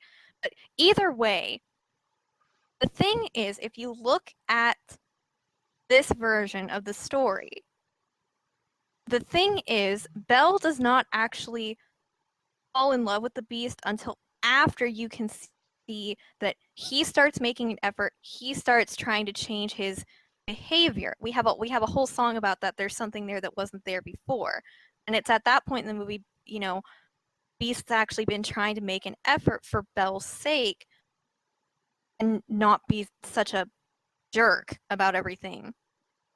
Okay. Yeah, that I mean now that you bring that out, I do remember that point. Like at least he's trying. Yeah, and well, like that's kind of, even in real life, if you have somebody like the Beast, because you could maybe make the argument he's a little bit mentally abusive, but even then, like if you kind of look at the movie, it doesn't seem like he's doing that on purpose because he knows that, like, he doesn't exactly know how to woo a girl, but like you can kind of tell he has the common sense to know that like behaving like an abusive jerk at every opportunity is not the way to do that. Right. So, and like he never actually like hits her or anything, so you can't call him like regular abusive. And Right. even when he's doing like emotionally abusive things, he's usually, it's not really intentional. It's Right. usually accidental because he's kind of immature and trapped in a beast body, so he's just mad at the world. Yeah, and like I think that like I could understand like the movie just like on that on that side that it's not trying to um normalize that kind of behavior in relationships. Yeah, because But the Beast, he has to make the effort. He has to make the change before Belle will fall in love with him. yeah, and I think like one of the problems that I've like noticed though is like some people will just kind of use that as like from my experience like we'll use that as like oh no I'm like see like I'm trying like and but I don't know. No, so two things. One, I actually found a long time ago, and if I can find it, I'll send it to you guys. I found a really detailed Tumblr post comparing the relationship between Belle and the Beast and then Rapunzel and Mother Gothel, and how the relationship between Rapunzel and Mother Gothel was more of Stockholm Syndrome than Belle and the Beast. And it was very detailed and very, very well put together. So if I can find it, I'll send it to you because I think it'll kind of clear things up I on how may it's have not. seen that one before, actually. That might be where I'm getting some of this stuff from. Yeah. Yeah, And I think I saw like an actual like I think I saw like an actual like therapist review the movie. I'll have to look up the YouTube channel, but they watch movies and then they just kind of relate their experience in the medical field as far as some of the themes that come up in the movies and what their experience in the field of um what some of the behaviors were, and they do talk about like Tangled and the relationship between the Rapunzel and her mom, and they do bring up that it's like Stockholm Syndrome or just along those lines. yeah, and I wouldn't say I know a lot about like emotionally abusive relationships, but it doesn't really seem that way with Belle and the Beast because usually when it comes to like emotional abuse, the there's a lot of gaslighting that goes on, Yeah, and that's not Yeah, really the case. He doesn't try to ever gaslight her, yeah, and when he does make a change, he makes the change. He doesn't say like, "Oh, you know," he doesn't try to blame it on something else and then go back to it, you know? yeah, So yeah, for he me, actually makes the effort. he makes the effort, he makes a change. He doesn't blame it on something that it's not. yeah. That is a good point.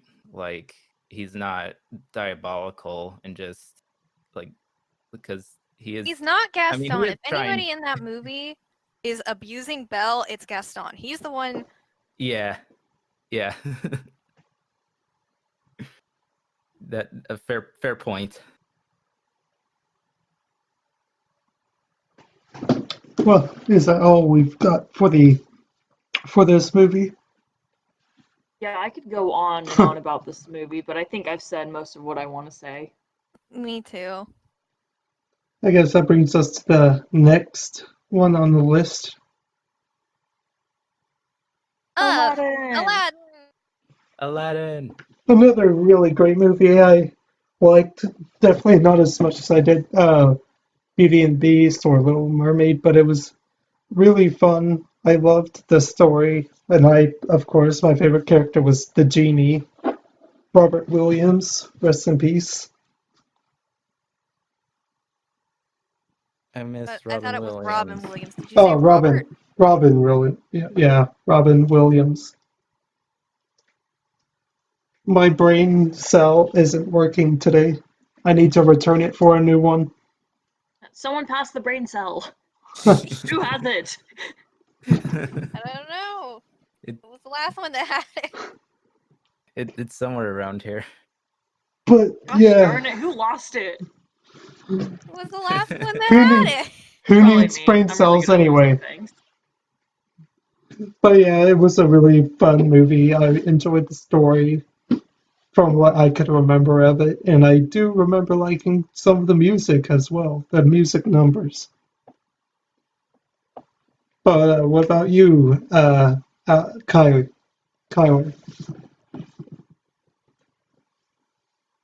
Yeah, this was this is one of the VHSs that I owned of Aladdin, and yeah, I enjoyed it. It was a good movie.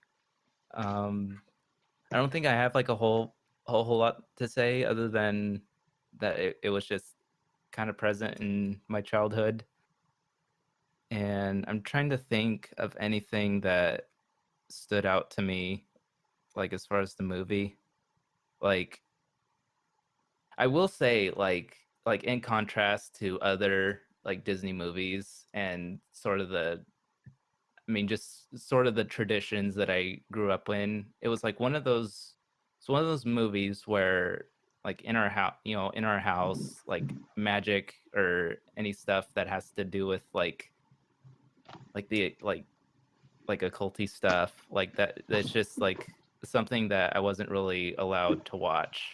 And yet Aladdin was one of those movies where it just for whatever reason just kind of bypass that, where you have like this literal spirit like in a genie bottle, granting magical wishes. Like that's just, I mean, it's just like, stuff like that is okay to watch like for me Right. as a kid, but then like, anything to do with like the Hunchback of Notre Dame, or just you know these depictions of just like serious, or like other stuff that has to do with like stuff like with magic, like oh no, we don't watch that, but Aladdin's okay.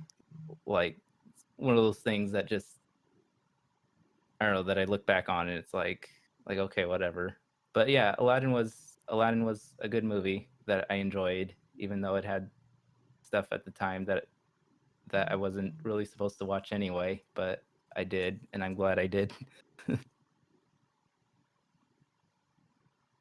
But yeah, that's my take.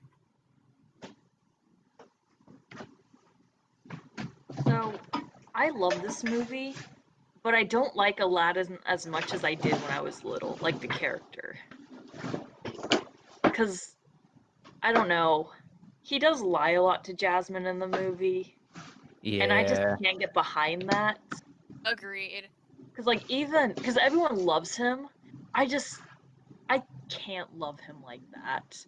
Because, like, he did lie to her, even when she tried to confront him about it, and was like, "Oh, you were the boy in the market," and he's like, "Oh, well, sometimes I dress as a boy in the market." Like, I wouldn't have taken him after all that. Yeah, I I wouldn't have have. been like, "Oh, I want to marry you." It's like, no, you lied to me like 20 times. Also, a thing, like, just a little plot point I don't understand is why, when he asked to be a prince, he wasn't really a prince. He didn't have like a kingdom or land that was given to him for being a prince. And the only reason I bring that up was because when Jafar wished to be the sultan, he became the sultan. So why didn't Aladdin become a real prince? You see like what I Prince of what? Yeah. So it's like Jafar was like, "Oh, I want to be the sultan," and he automatically was the sultan. It kind of just a little plot point that kind of bothers me sometimes. I don't quite understand why.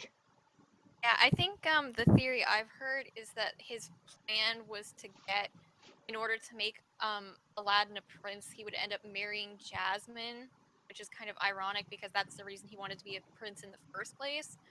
Um, it might just be some kind of limitation on power or something about like, because Jafar was already in line to be the sultan, sort of.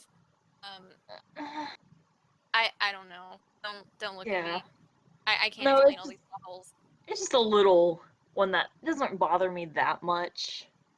But yeah, I love Jasmine. She's one of my favorite princesses. I just can't get behind why she would take Aladdin after all the lying he did. Yeah, I agree. I have like a zero tolerance for liars, especially when they lie so much about such big things and then they double down on it when you confront them. Yeah, it's not, yeah, he's a really good person, but that doesn't make up for it. It's like if he's gonna lie about all that, because I feel like Jasmine would have been pretty understanding if he like in a private setting he explained everything to her. Because she already showed interest in him before he became a prince, so I can't really. I don't know. Yeah, I can't for really those get of you behind it. listening at home, the main takeaway from this should be don't lie to the person you like, and if you do lie to them, when they confront you about it, don't double down. That's not a good look. I can show you the world. And show Shining. a world of lies.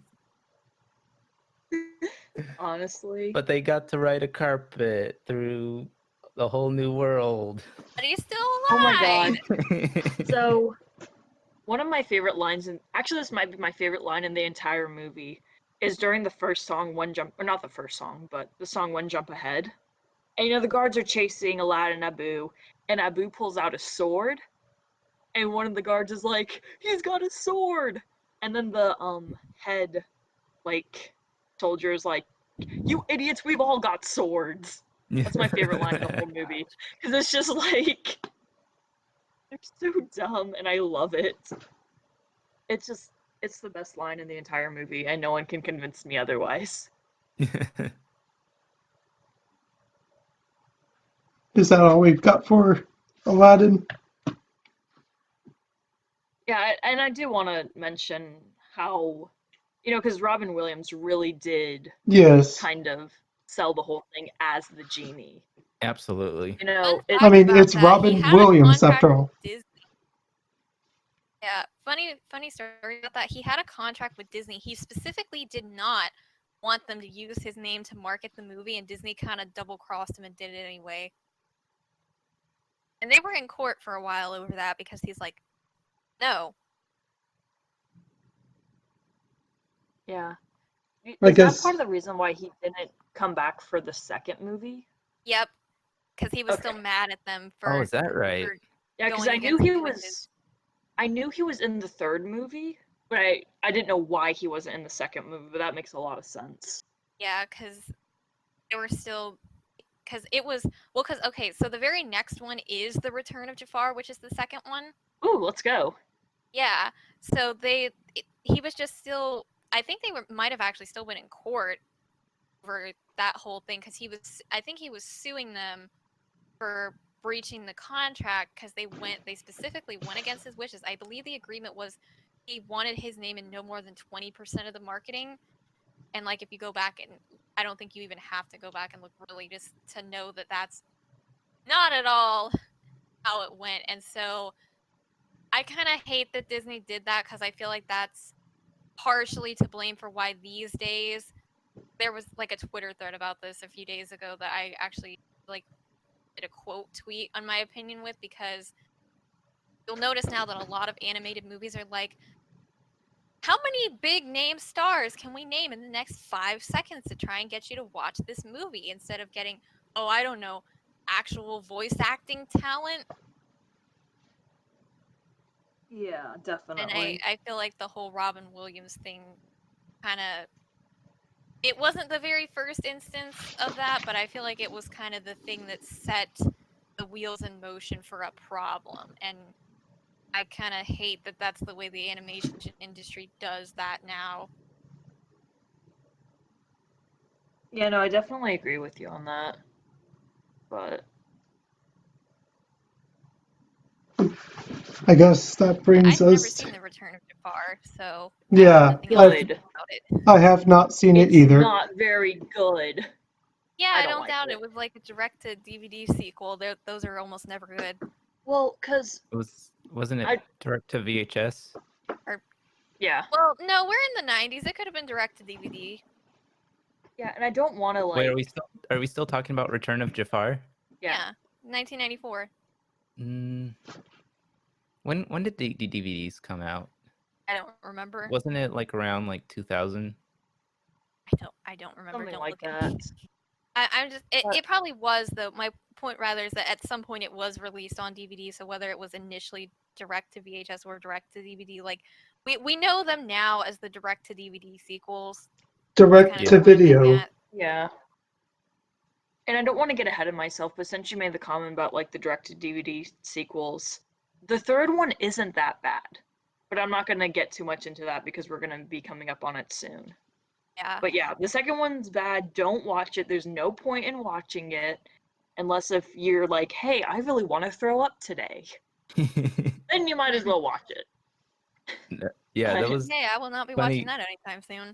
funny you say that. That was like one of the first direct to DVD movies that I watched, and I had no opinion of it other than it was just something that existed. It's like, oh hey, like Genie is back and he came from Disneyland. That's cool. Yeah. But yeah, that was like the only thing that I remember of that movie. That and Jafar comes back as a genie. Like, Right. oh It's not no, very good. Jafar is a genie now, and Well, I mean, wait a minute. Isn't that the way that Aladdin ended, though? genie. Like that, isn't that canonically? Yeah, like, he became a genie, and Yeah. yeah, and Well, then there was like the whole character arc of Diego going from like a bad guy to a Iago. good guy. Yeah. So at the very least, that plot point is consistent. yeah. Still not a very good movie. I guess that 0 out would, of 10 would not recommend. guess that would bring us to The Lion King. Ooh, what a classic. Oh yes, who doesn't love The Lion King? I like it. I don't really have that much to say about it because it's just kind of good movie. Yeah, Almost. same. I don't even remember which one I liked the one where Simba was born and Mufasa was killed. I don't know which one. I think that's the first one. I know Yeah. there's like First Lion King 1, Lion King 1.5, Lion King whatever. Oh, I Well, it love was 1.5, but I don't want to get into that one right now because I will go on a Oh, rant boy. because it's my favorite Lion King movie. Because Timon Yeah, and because Pumbaa, we're actually not going to get to that one today. We will eventually get to Lion King 2. yeah, 1.5 isn't on here. I think it was a 2000s movie. yeah. But like, Timon was easily my favorite character. So of course I love 1.5. But it's just the music is wonderful. It's not as visually appealing as some other Disney movies. I Right. think the music really makes up for it. I think so Well, except for too. except for when he like sees Mufasa in the cloud. That's pretty. So that's very pretty. Yeah, that's the most visually stunning part of the movie, in my opinion. The rest of it is, it's definitely not bad. Like you cannot say that. It's just kind of, it's not like the visual spectacular, in my opinion. Yeah, it's not like Beauty and the Beast or Hunchback and Notre Dame. It's just. But I know earlier I was kind of complaining about how Oliver Twist was or Oliver and Company was a crappy Oliver Twist, but this is kind of like a non-crappy Hamlet. Yeah, that's what I was gonna say. Is like, isn't it kind of based on Hamlet? Yeah. Yeah, this one was based on Hamlet, and then the second one is based on Romeo and Juliet, but I won't get into that one yet because I think we're gonna talk about it soon.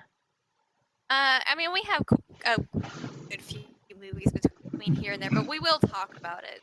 Yeah, but it's just I love it, and I love Scar's song, the "Be Prepared." I don't want to talk too much about the live action, but one of the biggest disappointments was that they kind of left that song out in the Oh, live don't get me action. started on the live action for this Yeah, one. that's just because that's my favorite part. Because Still you an see, animated like, movie, it's just not animated the same way because they didn't Yes. use any real animals at all. yeah, but Why like, is it so much Scar, better if it's realistic? it's not. But Thank you know, like you. Scar's song, the thing I love most about his song is that he's able to take like a pack of these just kind of silly, good for nothing hyenas and turn them into a literal army through the course of one song. And it's just, it's a That's beautiful. power. It's horrible, but also beautiful. You know, it's like it's a horrible thing that he's done, but the way that he's able to, you know, it's It's not got beautiful. that manipulative charisma, and he's putting Yeah. it to use. I love the songs, except for Can You Feel the Love Tonight? I hate that song so much. I just, Oddly specific one to hate. I don't know, it just isn't the same, because it's not like Hakuna Matata or I Just Can't Wait to Be King or Be Prepared. It just, I don't know. It's not that I dislike love songs, because I don't. Just something about that one I just can't stand. It might be because it's a little bit lower energy. I think that's, if I'm remembering correctly, that's really the only low energy song in the movie. So maybe that has something to do with it. Yeah, probably. But Rafiki is also just a wonderful character. He's just like this crazy old monkey. Right. It was definitely Sorry, I did not fun. mean to completely take over that part of the conversation. No, it's no, it's all okay. right. Yeah, you are fine. It was a good movie. What all did you love about it, Kai? Yeah, like just all the points that Allie made. Like I enjoyed it for all those reasons. Just I with definitely the liked how I think the music worked well with the story as it went on. I think it definitely was very fitting and it helped set the mood and tone really well. yeah, and yeah, yeah, because I also have like a VHS of this, and again, one of those movies that I just grew up with that was just in the background, and yeah, I enjoyed it. Guess that brings us to a goofy movie. Oh, I love this Yes. movie. I Oh, I like should have worn it, my but I don't have Powerline a lot shirt. to say about it, so I'm gonna let you guys take the wheel on this I one. I never watched it, so I'm gonna let you guys take it as well. I guess we could start with Kai. Yeah, I think I saw this movie in theaters. I but but yeah, like I just loved it. Um like just seeing the relationship between like Max and Goofy throughout the whole movie was just hilarious. It's just Max is just this angsty teen that just wants to, go on a date with Roxanne, and Goofy is just completely ruining it for him. And it was just like torture. And eventually it was like, um yeah, I just like enjoyed. I just thought it was like a really funny and at the same time frustrating movie to watch, just to see like somebody trying to make their own way, and their dad is just like getting in the way. Right. I don't know, like for me, definitely when I was younger watching it, I related a lot to Max. It's like, oh, his dad's getting onto him and ruining everything.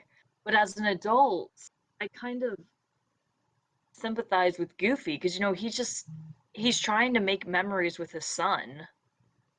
Yeah, And yeah, it can't be easy, kind of raising a kid by yourself and being goofy. Huh. So, like as an adult, it kind of doesn't make me upset, but it's also like, Max, your dad's trying to spend time with you and he's trying to like build memories with you, and it makes me sad, especially how Max kept lying to his dad. Like yeah, at the scene where Goofy asks him which way to turn, and he eventually tells him to turn on the way to the Powerline concert. It just breaks my heart. I'm like, no, Max, no.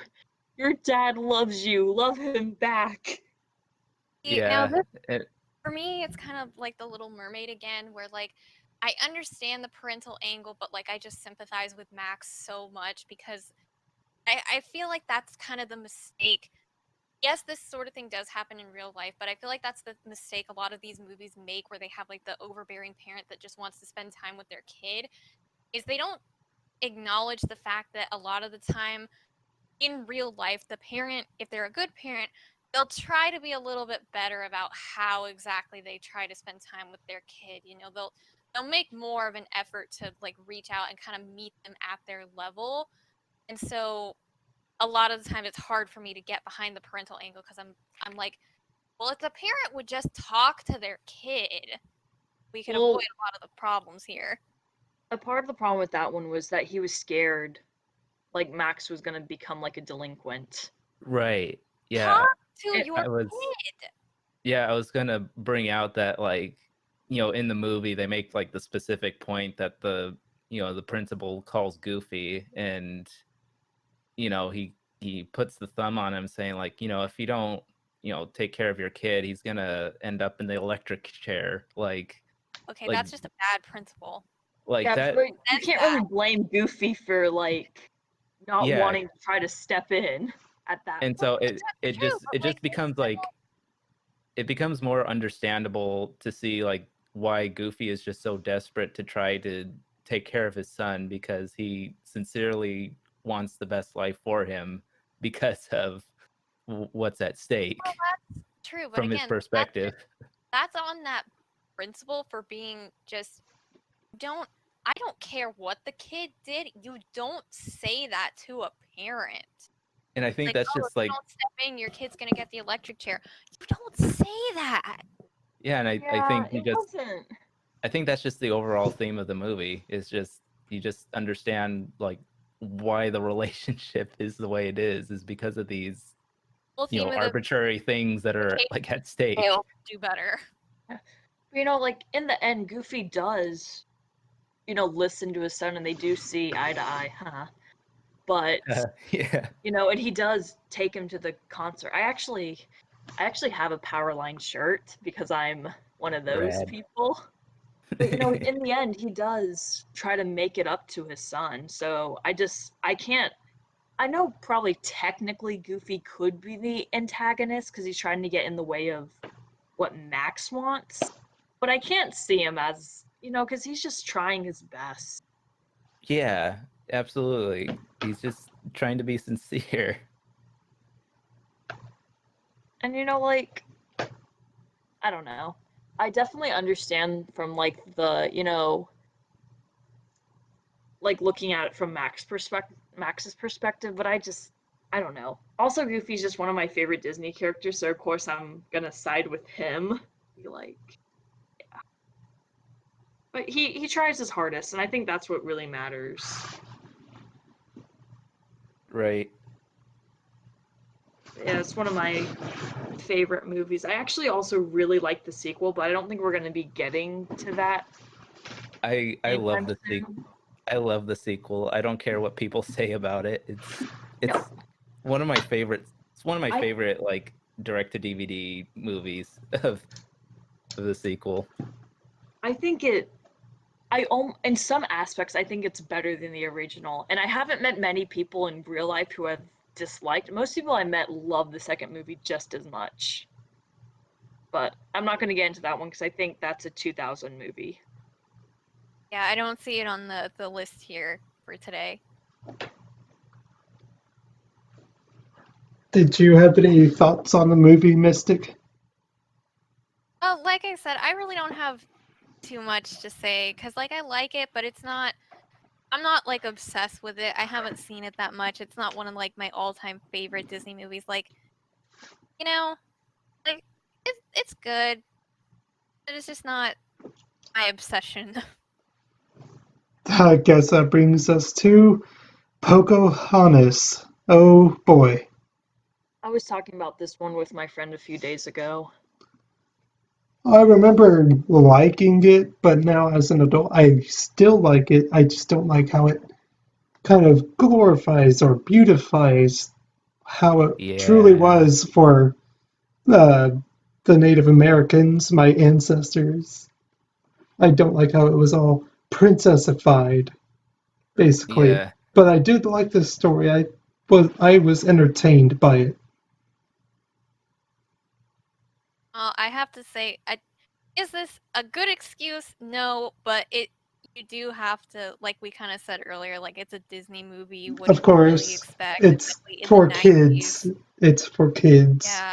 who don't know any better. Well, and also, if I'm remembering correctly, at the time, a Goofy movie was the Disney Toon Studio Pocahontas was like the regular animation studio, and the regular animation studio at the time having kind of a difficult time identifying who the Disney audience was, and that shows between Pocahontas, The Hunchback of Notre Dame, and Hercules, which are the next 3 movies for the studio.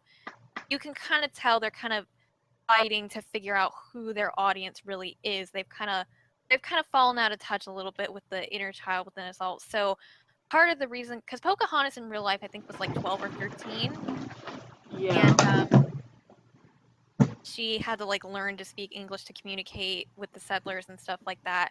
But the reason the second part was cut, I assume, for just runtime, but part of the reason they aged her up, well, part of that's, I believe, we're in the Michael Eisner era, and that's kind of his fault. He wanted to appeal to older audiences anyway, but they were trying to appeal to older audience because their identity was a little bit lost, and the easier way for them to do that, like a shortcut, was to, instead of having Pocahontas be a little girl, which would also just be kind of a weird dynamic if they didn't write her relationship with John Smith correctly, that would be a really weird, really creepy dynamic, was to age her up and insert that romance plot line in there. Right. So is it a good portrayal of Native American people? No. Is it a good Disney movie? That I would say that's a yes for me. Yeah, it's I like the Go ahead. raccoon. Go. Yeah, I like the animals. They were I'm gonna funny. commit treason here. I'm gonna say I actually find Pocahontas prettier than The Lion King. It's more visually appealing to me. Oh no, definitely. Yeah, I would 100% agree with agree with that. you. Oh, okay, then I guess it's not treason. We just talked about how it wasn't that visually appealing. Well, yeah. Well, I know, but like I know there's a lot of people out there that think Lion King is just like the visual masterpiece of this era of Disney. It was very Yeah, or like popular. yeah, like it was before Frozen. It was like the most popular animated Disney movie, I think. Don't quote me on that. I don't have the numbers in front of me, but yeah, Paint with All the Colors of the Wind is one of my favorite Disney songs, and like the way it's animated in the movie is just beautiful, and I love it. Yeah, I'm very torn about this movie because on one hand, I love it and I love the message it kind of sends, but on the other hand, it is very historically inaccurate. And that wouldn't be a horrible thing, but it does kind of glorify events that weren't supposed to be glorified, you know? Yeah. And like, because in real life, John Smith was kind of, I don't want to say he was a liar, but he made stuff up. So there's like a lot of like I don't skeptics think about whether he. I was gonna say that like I think actually in real life she didn't marry John Smith. I think she ended up marrying John Rolfe. Yeah, no, she married. So the point I was getting at is some people, you know how like she supposedly saved him from being murdered? Mm. They don't know that if that actually happened because of how like kind of the tall tales John Smith was always telling. So there's a lot of speculation. I was gonna say it might be one of those things where there's the truth in there, but it may be that the exact way that it happened was less amazing than he made it out to be. Yeah, but some people just don't even think that that happened, like some historians, just because he was always like dramatizing everything. So a lot of people are like that probably didn't happen. But you know, it's just I don't know. I'm very torn about the movie. It's like, should we be glorifying this? Should we be showing history in a way that's so inaccurate? Yeah, that's a think whole like debate in Yeah. the world of like looking at Disney movies in particular. But I'm trying to remember, there was a video that I watched that kind of Pocahontas was the main focus, but it ended up expanding on kind of Disney's Disneyfication of the past on a broader level. And I think that video made a good point where it's like when you watch Disney movies, it's kind of an unspoken understanding between the movie and the audience that like this is an alternate universe where things weren't as bad as they were in real life, and we're all living in a happy multicultural unified world now, and this is just the this is the Disney-fied timeline, where to get to our Disney-fied present, we have a more Disney-fied past to get there.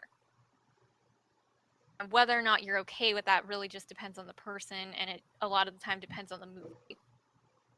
Yeah, I think I don't know. I think they could have done something else to kind of give the same story, but just not in that way. Right. Well, this is But also Disney in the 90s. They were, like I yeah, said, they were kind of struggling with their studio identity, and it may have, I'd have to like go back and look it up. It may have been this wasn't necessarily their first choice for a story at the time, but it was the one they ended up going with. yeah. But I do like Pocahontas. I think she's a very strong protagonist. You know, I think she's one of like the cooler Disney princesses. I would agree. Well, calling her a princess even is a little bit spotty because they didn't really like. Yeah, she was the daughter of the chief, but that's not But really she's an how. official Disney princess. Well, yeah. I mean, That's like what I in mean. like you were just talking about the historical accuracy because I don't think she may have had.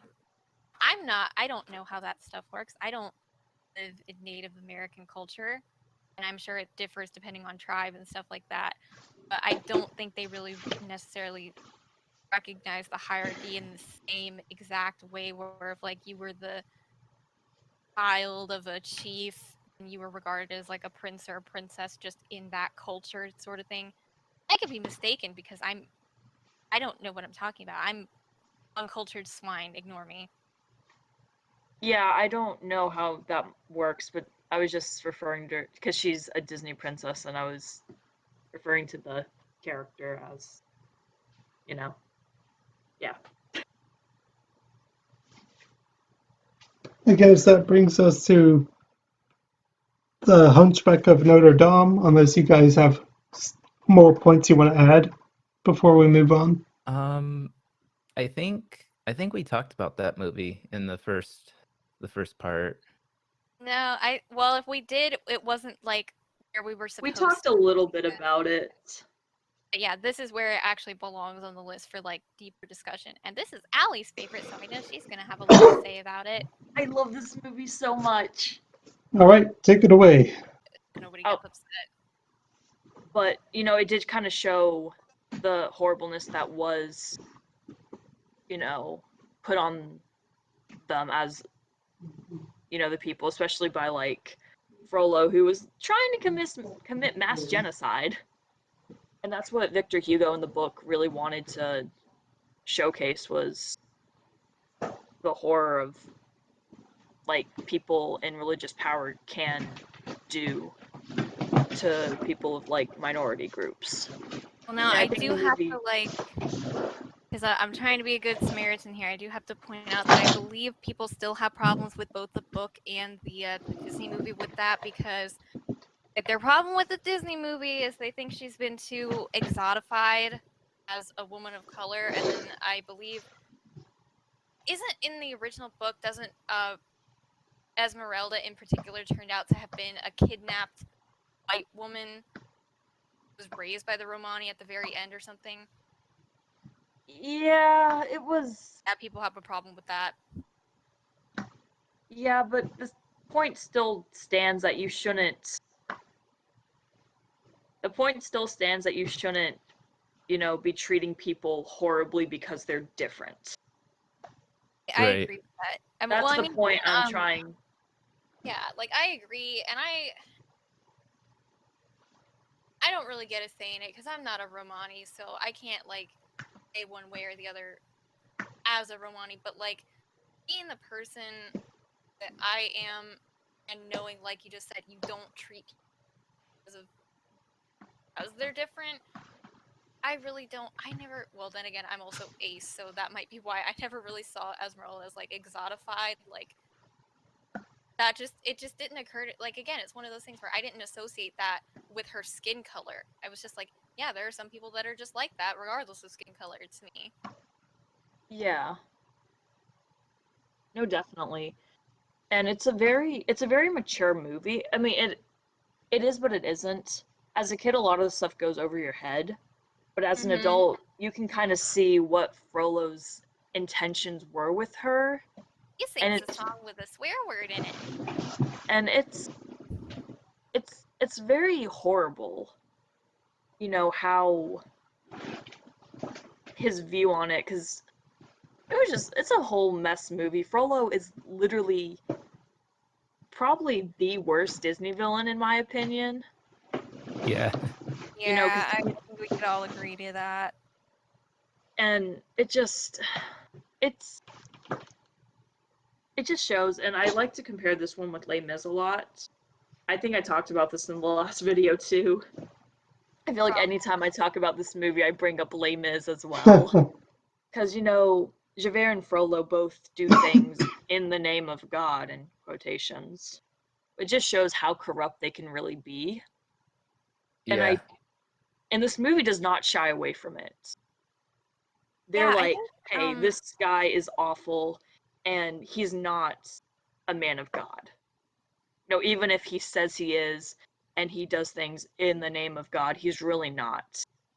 yeah, that actually is kind of interesting to me because usually people want to look at Disney and be like, oh, they,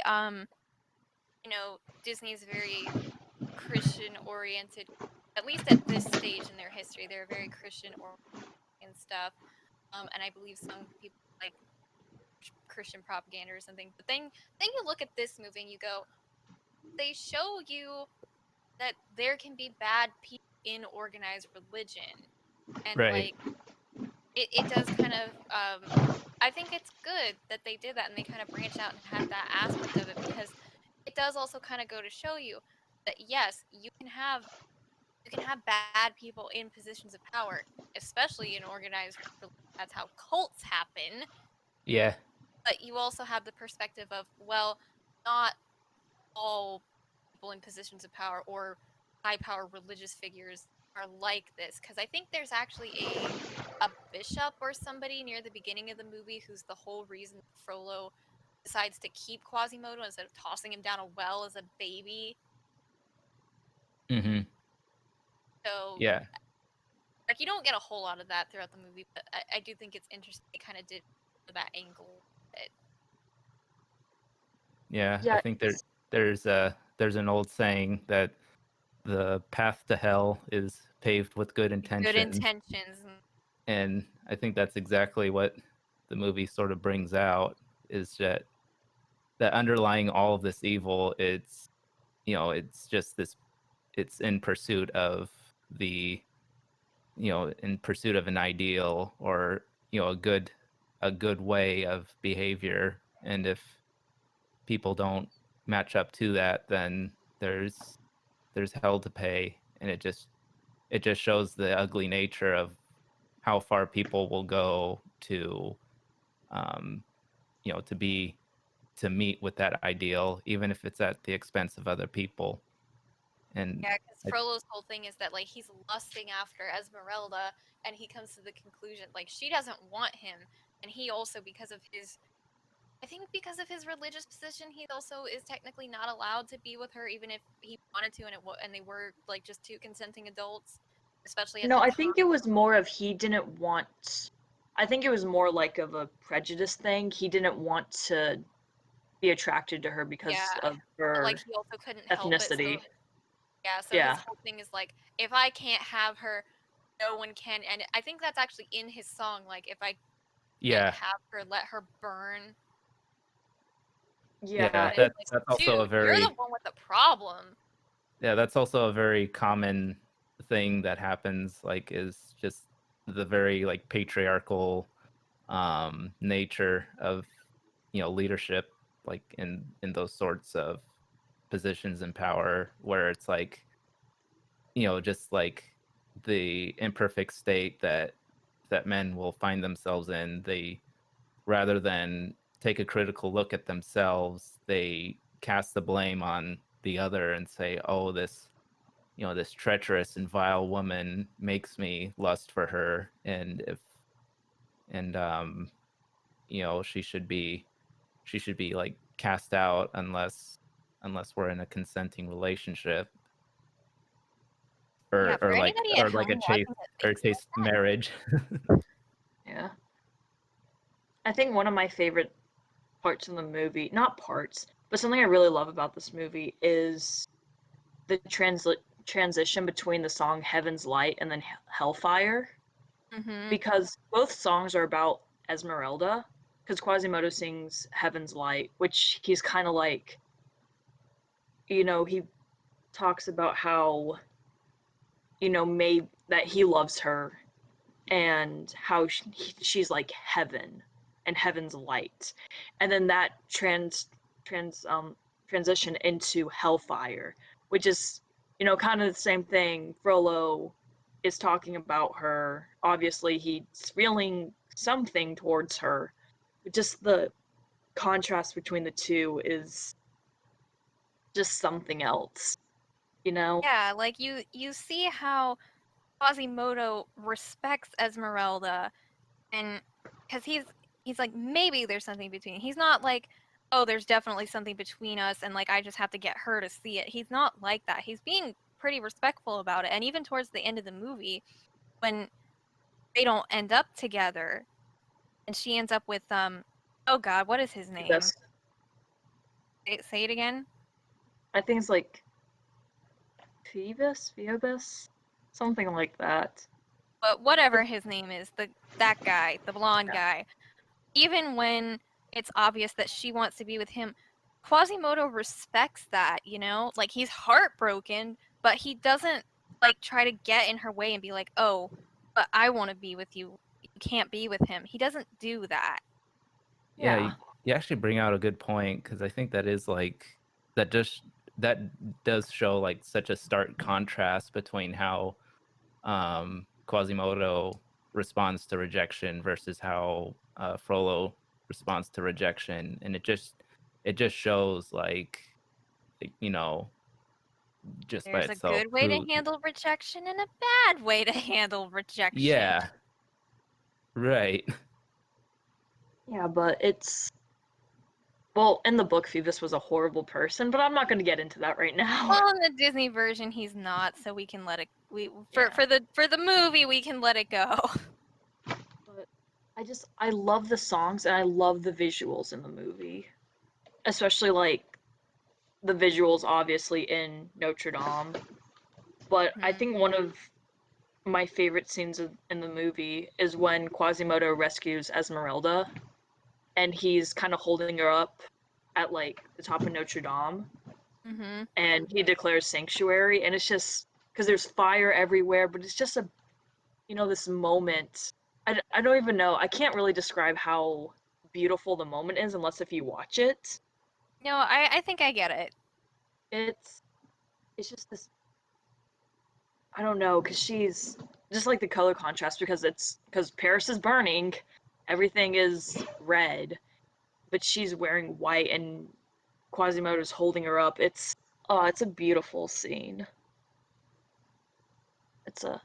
I love the visuals in the movie. I think they've done a good job, and even with like the camera angles in some of it, it's just it's one of my favorite movies. I love it so much. Right. Yeah, I enjoyed that movie. Is that all you guys have to say about Hunchback? I should probably stop, or I will going about. Yeah, I she's could like do me a with whole Alice in podcast just Wonderland. on this. Yeah, I could do a whole podcast just on this movie, but I don't think we should. I guess I that don't think brings that's a us. good idea for now. I guess that brings Yeah. us to Aladdin and the King of Thieves. Never heard of it. Never seen it. I don't have much to say. Never seen it, nothing to say. Yeah. Are we ready to get So, back to are we it? ready? I am.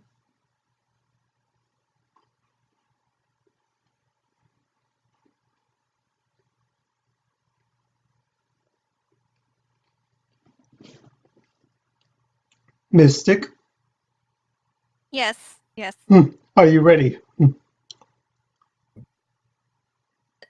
Yes, I'm ready. That was my yes, Oh. I'm ready. I didn't realize we were all waiting on me to say yes. I Yes, are didn't you hear. ready, or yes, are you not ready? All right, well, I'm what's ready there. That's definitive. all right, well, what is Yay. next on the list?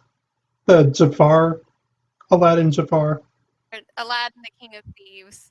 King of Thieves. Yeah, that one. Never heard of it. Can't say much on that one. I've heard of it before, but I've never seen it. I've not heard good things. I really don't have anything to say about it beyond that. Yeah, I haven't seen it either. Yeah, it was only the first two movies. It was the Return of Jafar and just the original Aladdin movie. I didn't see this movie either. So this one's better than the second one, but it's still not great. I mean, it's not horrible. I don't dislike it a whole bunch, but it's also not like super good. So I wouldn't. If you're completely bored and have nothing else to watch, it's not a horrible movie, but it's never my first pick. Got it. Yeah, isn't this the one where Aladdin like meets his dad? Yep. Huh. Got it. That sounds fun. It's good if you're bored, but like I said, I don't really go out of my way to watch it. I might in the near future, but no. Yeah, I think the only real reference that I've seen of this movie is like I think somebody made like a fan fiction of this movie, like a what if scenario, and it like it's like this like it's sort of like this in between story between when Aladdin gets outcasted from the kingdom and or from the palace, and he ends up getting saved by his dad, but he doesn't like immediately reveal like who he is.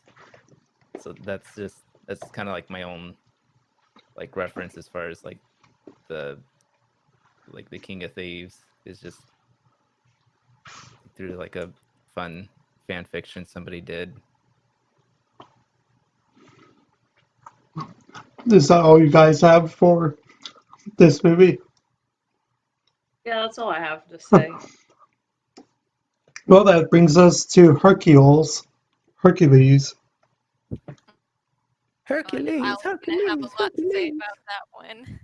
I love Love this the movie. visuals, love the story, love the music. I think this is where my favorite music comes from for all of the Disney movies is Hercules. I loved the music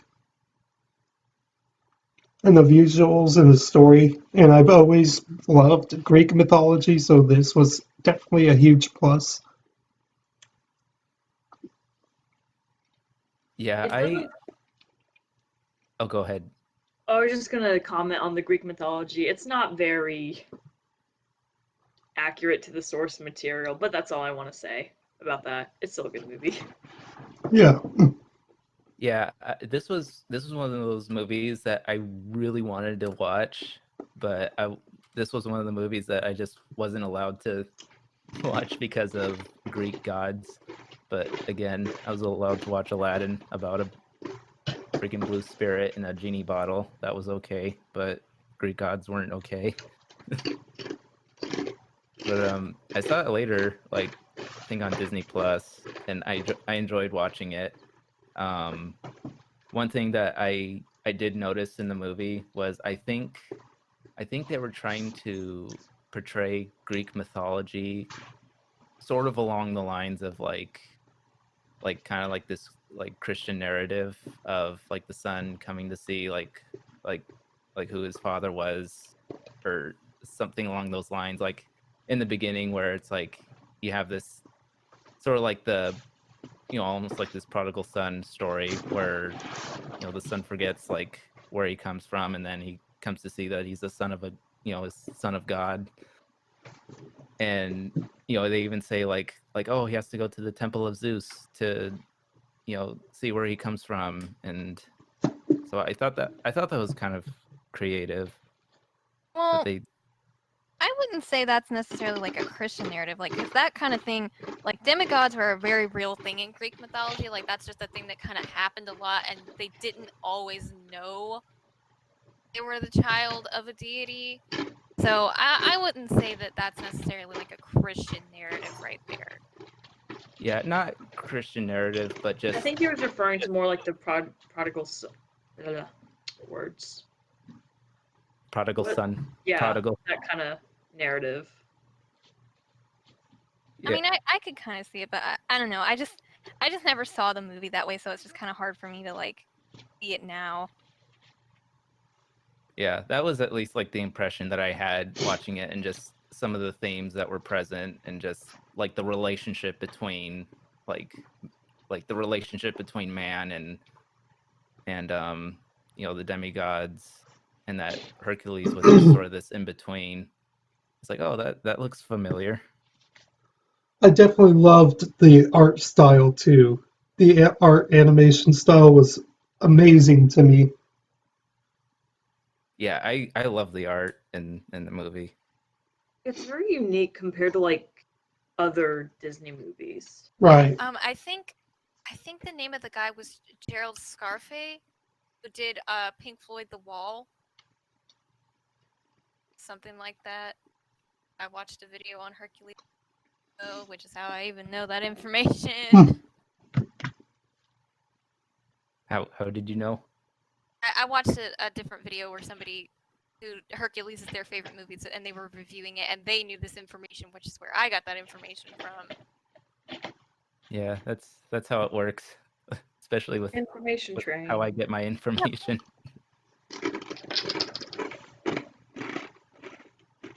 But yeah, it's that his style is definitely very different from, for example, Aladdin, which was I forget the name of the illustrator, but obviously that was a much softer, rounder,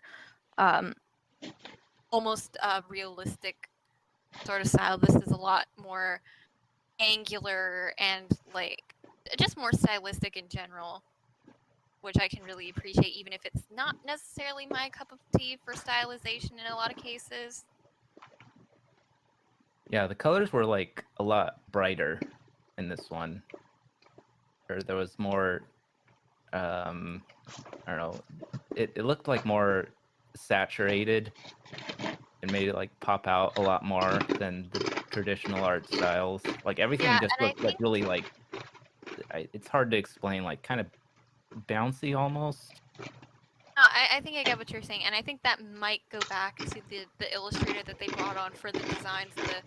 Like I said, I think his name is Gerald Scarfe. Don't hit me with a rock if I'm wrong about that, internet. But I think maybe his kind of stuff. It wasn't necessarily like pop art was his style, but I do think it was more usually generally a lot older than maybe necessarily what Disney was going for, and I think that might have leaked through in the color selection as well. Got it. Yeah, it's a very beautiful movie. And I love all the characters. You know, Hades is probably my favorite villain of all time in Disney. Oh, for sure. And I love Meg so much. She's a pretty unique female character in Disney, you know? Yeah. Or at least to me she is. Yeah, she's a lot sassier and a lot like, dare I say, stronger-willed, really. But she still has, like, if you especially dig into her backstory, she still has that kind of softer, more sensitive side, given her circumstances. Yeah. I mean, because she's probably the way she is because of, you know, like, How she what got in happened. this She's deal with Hades. Mm-hmm. Yeah, she sold her soul to save her lover, and then he left her. I mean, That would make me pretty freaking bitter. maybe it's just my awkwardness, but if someone sold their soul to save me, I would just have to stay with them. Like, even if I didn't like them, it's like, well, you did No. this for me, so I can't really leave you now. That might just be know, me I being would- an awkward bean, but No, I just no, go like ahead. even if I did want to leave them, I'd still like I'd have to do it in a much, less douchey way than just running off with another woman Yeah, I don't or think I ever man could. or I whatever. think I would just stick in that relationship for the rest of my life. I mean, I don't know. I wouldn't. See, that's difficult for me because I've been in a relationship out of guilt. It's not fun, and at some point you do have to rip the band-aid off and leave because neither of you are going to be happy if you stay with them and you're not actually enjoying the relationship anymore. But there would still be like a nicer way, to do that than just running off with someone else. Yeah. It's a messy situation. I guess I would. But yeah, I think I would be pretty bitter too. It's just like, oh, Mystic. Mm-hmm. Like those Disney books, like the Unbirthday book. They're making one for Hercules. Ooh. I know Yeah. you are going to be all over that one. Yeah, it's pretty much like, so this, just like from this little plot thing I read, is still being written, but it's pretty much like if Meg wants to live on Mount Olympus, she has to become a goddess. Ooh. Yeah. Interesting. I Because I think know. that is something that's kind of ambiguous at the end of the movie is like, where does Meg stand in all this? Yeah. Well, because you know what, like the end of the movie, he goes and lives in the mortal realm with her. It's So been a it's long just- time since I've seen it. Excuse me if I can't remember these things. Yeah, he does. So it's just kind of interesting to see how that's gonna play out. I agree. A part of me feels like they might, for that book, they might add a little bit of, like when in the original story of Hercules, he had to go through these tests. I think they might try to incorporate that a little. Probably, because I feel like those books are what the live action movies wish they could be. They're opportunities to kind of retcon some of the holes and stuff and make them make more sense. The way those books handle it, they seem to handle it a lot better than the live action movies try to. Oh, they do. And the reason I think that they might do that for that story is because in the Mulan one, there is not a whole lot, but there's a good amount of like Chinese mythology. So it's kind of hard for me to believe that they wouldn't put more Greek mythology in the Greek mythology story. I mean, yeah, that would definitely, I'm kind of right there with you. That would make a lot more sense. Yeah. So, but yeah, I really love Hercules. I think it's a good story. Oh yeah, I same. remember in high school when we were learning about the hero's journey and we were talking about a movie to watch to kind of talk about that. I know I really wanted us to watch Hercules because it really does show the hero's journey. In a very Yeah, thank absolutely. you for saying that because you reminded me. I forgot something I wanted to say when we did Aladdin. Do you remember, Allie, that when we were in theater and we had to do musical numbers Oh no! and the guys did Friend Like Me? That is now my favorite part of the Aladdin movie just because without it, we could not have had that beautiful moment where all four guys got up there and they started trying to sing and it was very obvious they did not rehearse at all. They all forgot the words, but they still powered through. I know, like they were still trying so hard and I just... Wait, was it like during a premiere movie? No. or- So for theater, we all had to do a musical number from a Broadway musical, and there were four guys in our class. They picked Friend Like Me from Aladdin for their song, and we had to memorize the lyrics, we had to sing it, and we had to come up with like choreography to go with it. And the four of them, like I think they had a good concept because they were all wearing like top hats with like the little like the magician's baton things, and they all had good energy, but like they all forgot the words, so like you could just see that they were just kind of dancing and just kind of Oh humming. no. You know how you do when you're listening to a song Yeah. and you're trying to sing the lyrics and you've forgotten them, Yeah. you just kind of that, and it was glorious. Yeah, was that's kind of beautiful. amazing. Because like Yeah, so I remember just getting a little off topic. There was like one group with two people and they weren't really into it and they were singing their song and it was very boring, but at least with those four, it was they were like into it. they were into it. They were messing up, but it was so They owned it. so beautiful because they powered through. They acted like they knew what they were doing and everyone's just like you didn't practice this, did you? Yeah, like that's the thing is like if you're gonna screw up like that, the least you can do is own it, you know? Because at least Yeah, then The show everybody's must gonna go have on. a good time watching you screw up. But like she said, like there was that one. I know exactly who she's talking about. They were just so not into it. It wasn't even fun to watch. Yeah, and so it made me really appreciate because I think their group was one of the last ones that went, the guys. I think so. Yeah. Because I know we were one of the first ones to go, but Yeah. That was like the highlight of the day right there, though. yeah, they really owned it, and it was a beautiful moment. It just kind of shows, especially in theater, you just kind of have to go with it, Just even go for it, man. if the show Don't must remember go your on, lines, even if just you go forget for all it. the words. Just Yeah, that was stand up and own it. That was a really fun thing. That was the highlight of that year for theater for me, I think. But okay, I'm sorry. You reminded me of that when you said high school, and I was like, oh, I was gonna say that, and I forgot. So No, you're all there we good. go. We can get back to Hercules now. Let's not turn this into a theater podcast. We should do that sometime though. That would be Today fun. though. Okay, so Is that all we have for Hercules? Yeah. I think so. Yeah. I think so. I kind of derailed it. It's okay, it happens. But that brings us to Pooh's Grand Adventure, The Search for Christopher Robin. Yeah, I know we talked a little bit about this on the other one because we were kind of lumped a lot of the Winnie the Pooh Yeah. ones Yeah, together. Well, that's the thing. They're all very. I think I said this last time too. It's easy to lump them all together because you just like Winnie the Pooh. They have a problem with Christopher Robin. Let's try with our little stuffed animal brains to fix it. Yeah. Good way to Right. put it. A good time. They try really hard, and you have They to give them do. some credit. Yes, I hope my stuffed animals try that hard and care that much about me.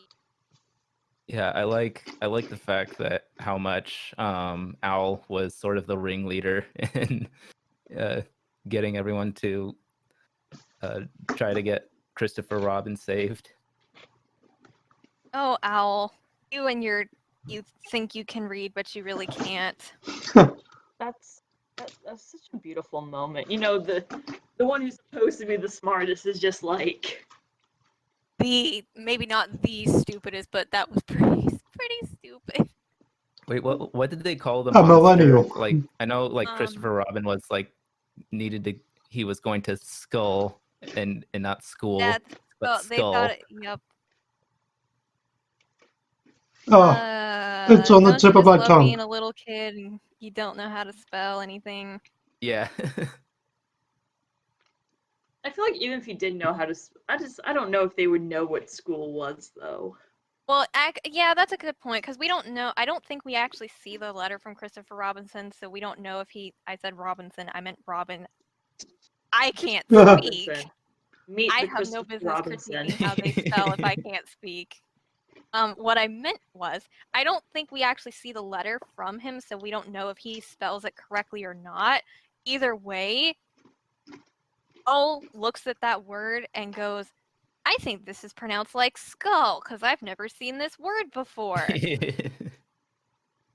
Yeah, I think at the end, at the end, like they do end up looking at the letter, and Christopher Robin ends up like telling them exactly what he tried to write, and they all sort of Yeah. have the aha moment, of like, oh, that's what you meant.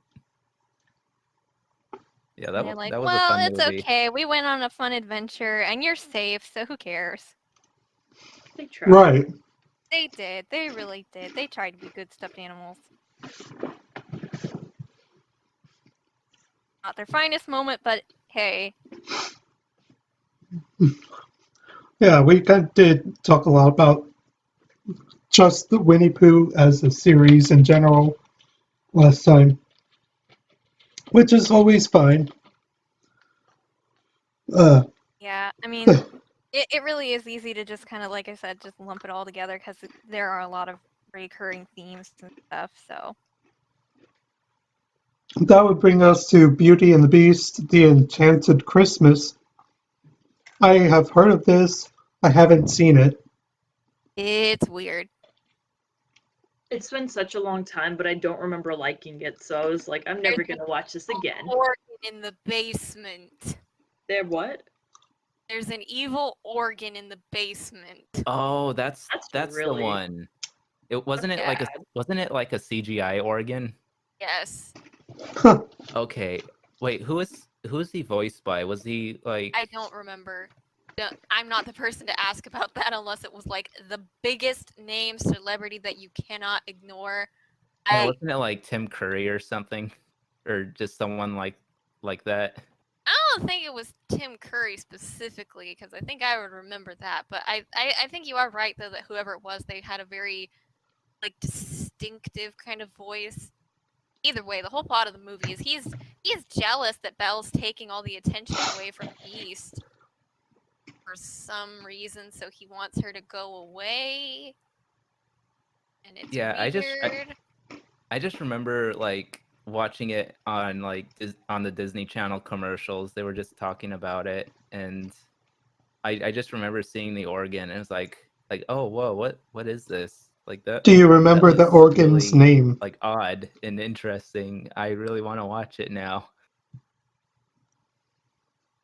But no, I will say I do think it's good for like the novelty, just to like see how weird it is. But beyond that, like is it a good movie? Not really. It's just kind of weird. well, you've Tim. grabbed my attention now, and I really want to watch it now. Tim Okay, Curry. have fun with that.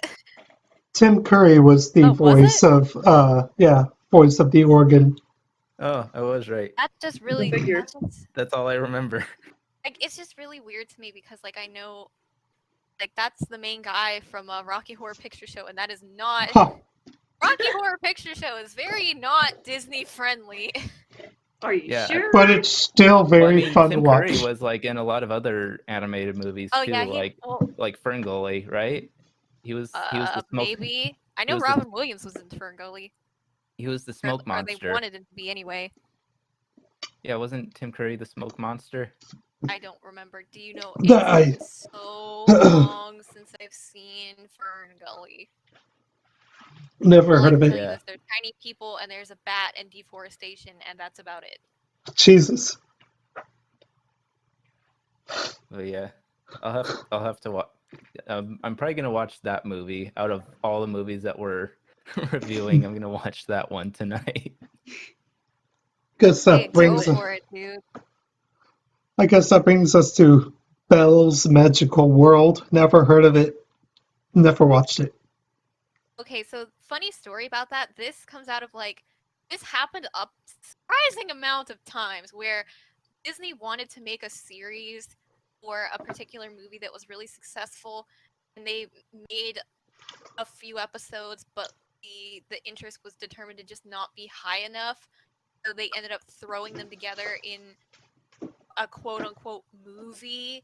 And this is one of those, and you can tell, like, if you watch it, the Belle's Magical World is definitely three different. I think they actually present it as three different stories, just on the same thing together. I've never actually watched them. I know about them like secondhand information. But they did that. Yeah, I have not. I never knew there was like a Belle's Magical World. I think I vaguely remember hearing something that they tried to do a series, like you said, but yeah, that's kind of like that's kind of the same thing with the King of Thieves. It was just one of those things that just kind of was not present in my Disney movie knowledge It was from my a failed childhood. cash grab. Do you have anything on this, So like yeah, they did it Al? with Beauty and the Beast, which was this. They did it with Tarzan. They did it with so many. With Atlantis. Atlantis. Don't get me started on Atlantis right now. Do not. We'll get to it eventually. Not today, but we will get to it. Mystic, do you remember when I first saw Yes, this I sequel do. to That was just wait till we watch or we get to that because Mystic and I had a very fun conversation after I watched it. No, it wasn't even after you watched it. It was while you were watching it. Was while I was watching it. I was texting Mystic the whole time like oh no, we were on a FaceTime and I Were could we? hear it in the background. Oh yeah, we were on FaceTime. It was yeah, that was a fun day. I was like, did you hear this? I have not seen the second. It was bad. It was so bad. But I'm not gonna get into that we'll get anymore. into that when we actually get to Atlantis. It's a very fun story though. And like I don't know, so like Cinderella 2, I'm jumping ahead a little bit. It's the same type of thing where you can tell it's 3 separate stories, but I don't know if they were actually planning on a series for that one or if they had just fallen into a habit by that point. I don't think for that one, because that one was still formatted very, Yeah, that one was a lot cleaner, a lot better. Like just in general, the Cinderella sequels were better. That's a separate can of worms. But like, you could tell they were like, it just had kind of this thing with it in the 90s because like we actually did get an Aladdin TV show. What am I trying to say? TV show series, and then we did get one for the Little Mermaid and Hercules too. So it was just like a thing they were trying at the time, and some hit, some very much missed. Right. I guess that brings us to the more popular Mulan. Oh, Mulan's such a good movie. Oh yeah, I loved Mulan. That much.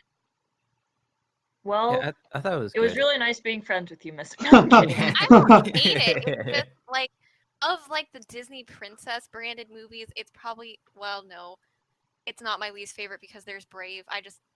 Sorry to all the people that are gonna assault me for that. Wow. I just really don't like Brave. I want to like Brave more than I did because I love Merida, but the story was not very good.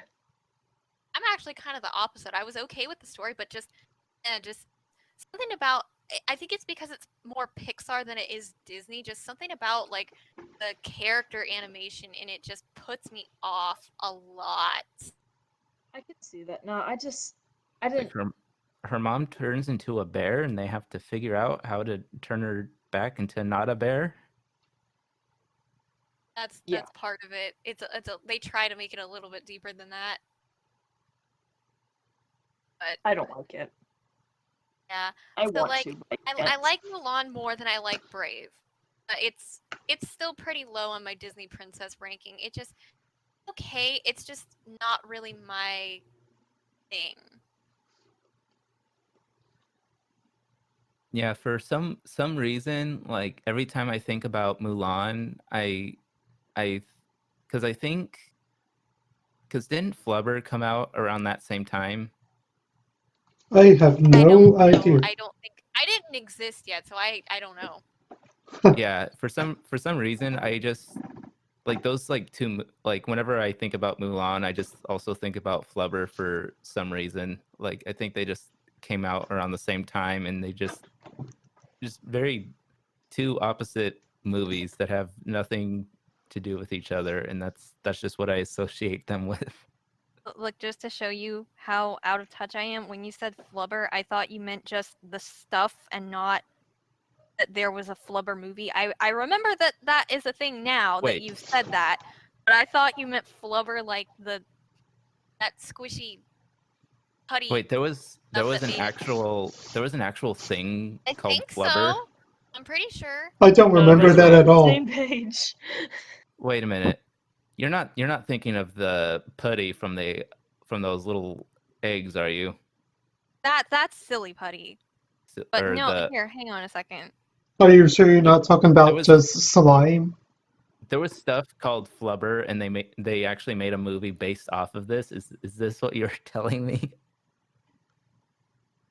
Yeah, okay, so like that's what I was thinking. Yeah. Yak, Flubber, Silly Putty, yeah, yeah. That rocks my world. Yeah, because it's like with Robin There's a Williams. Wikipedia page for the stuff. Hold on. I'll link it in the chat so you can see. I This All is I like just apparently a remember was revelation. all I just remember was Robin Williams makes like gooey Flubber. Oh, okay. Yeah, it was an original movie, and then like from what was it, the 60s or whatever. Okay, that I remember.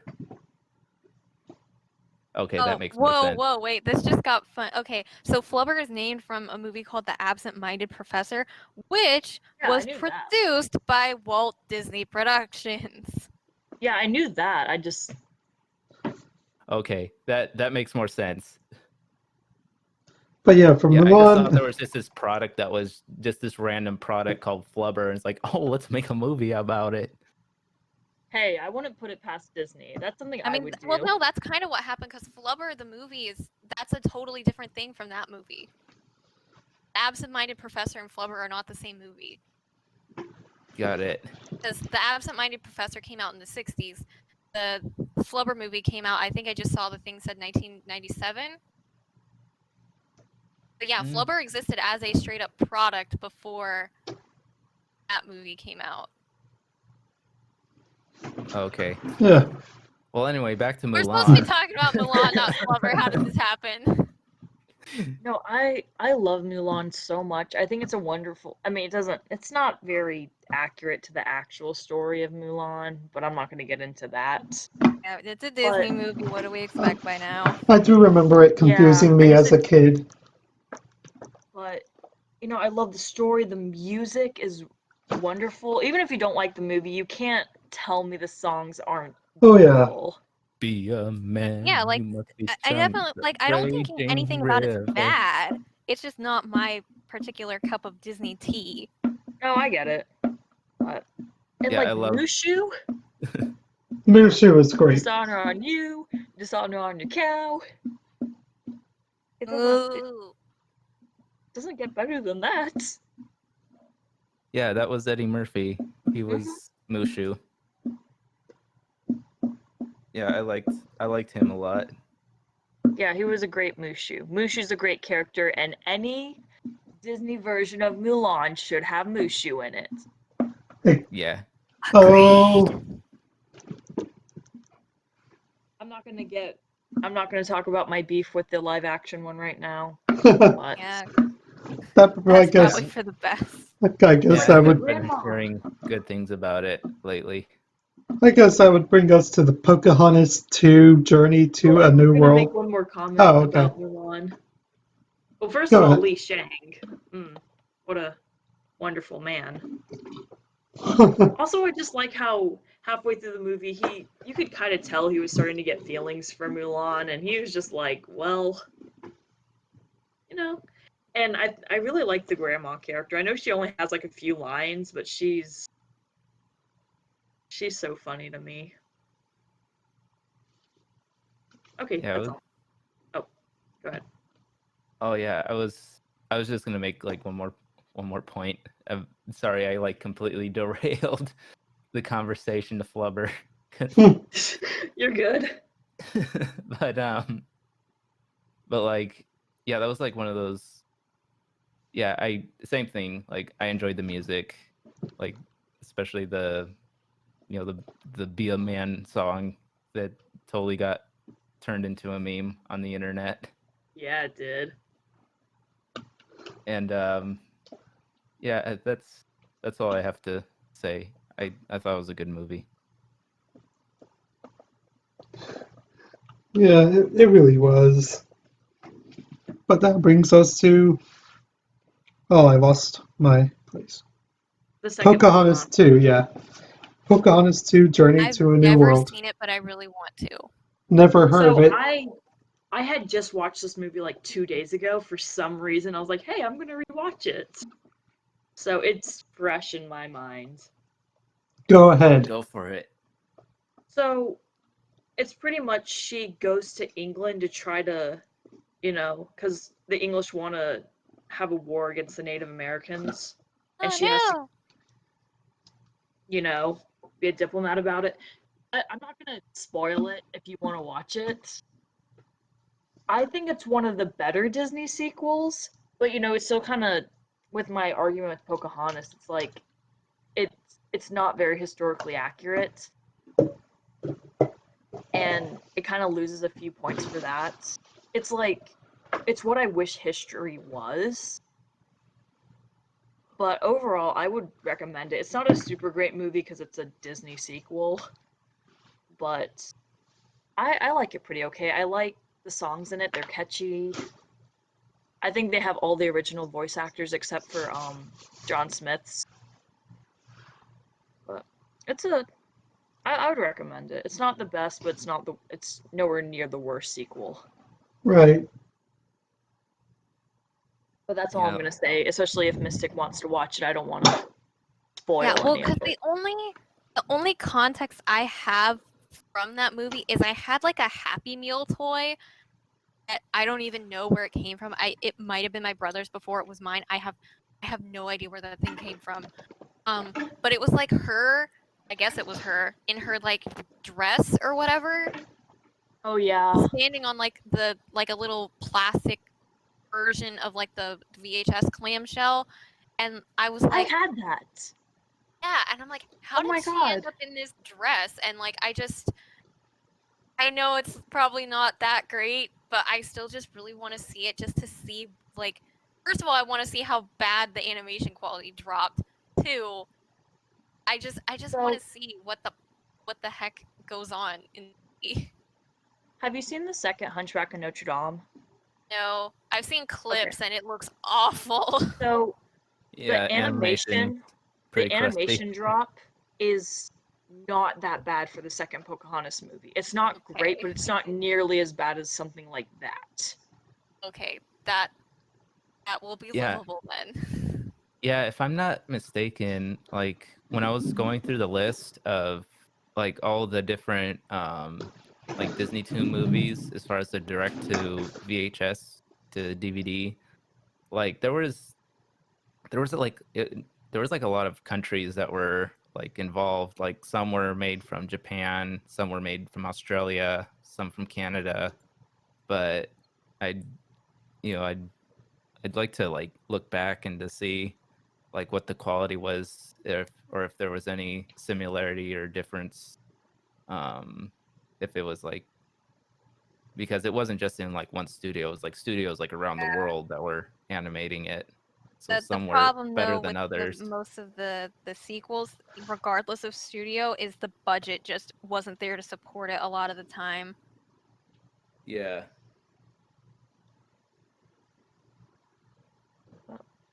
But yeah, I would recommend it. I think it's a nice watch. There's a little bit of out of characterness with one of the characters, but I'm not gonna talk about that too much. I would honestly kind of expect that with a lot of the Disney sequels. Like, oh yeah, you thought you were gonna get completely accurate characterization of the first movie? No, we want money. We don't care about that. Cough, cough, Li Shang and Mulan 2, cough, cough. Yeah. Because, do we have anything else on this Pocahontas 2? No, that's all I have. That's all I have. All right, That's all that brings us to Simba's Pride, Lion King 2, Oof. which I don't This one gets remember voted as- much. I don't Yeah, remember there's a just- whole lot. Was this the one where it was all about just Simba and Pumbaa and Timon? No, that was Thought one it and a was half. 1.5. Oh, okay, then I definitely was don't about, remember this. This one was about his daughter. It's kind of like a play on words because it's Simba's pride, as in like the pride of lions, but it's also the Oh, pride in his daughter. okay, then I definitely Yeah, didn't see this one. So I this this was don't one's one of my think definitely I've seen it. So, but I've seen 1.5, which is how I know that they're not the same thing. yeah. This one was one of my favorite movies when I was like really young. I don't know why. It's not super great. I mean, some of the songs are catchy, but it's not a super great movie. I think I mentioned this earlier. You know, the original Lion King was kind of based on Hamlet, and this one's more like Romeo and Juliet. yes, absolutely. If you haven't seen it, I'm not gonna spoil it, but it's not super great, but it's not super bad either. You know,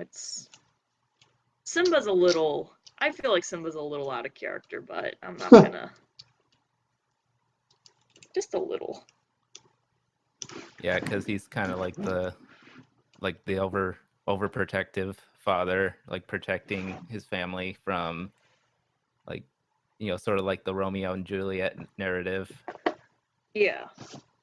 Yeah, I can see that being like I still wouldn't see Simba as that kind of character, even as a parent. It just, that doesn't fit him. Yeah, Yeah. it's a little hard to watch at some points because it's like this isn't him. Well, especially because I'd probably be going most of the time like, Simba, what are you doing? Do you not remember how you grew up? Yeah, this is Yeah. probably one of the only movies that I'm not really siding with the parents. I am to a certain extent, but not like how I'm defending Goofy or King Triton. It's not like that. Yeah, I mean to be like sort of fair to like Simba as far as like what his intentions are. The other the family that he's like kind of against was like responsible for almost killing the land pretty Yeah, no, much. I get that, but it's like it's So not the tension's necessarily there. that, it's just how he that's not necessarily the part that gets to me. It's just how he kind of treats Kiara.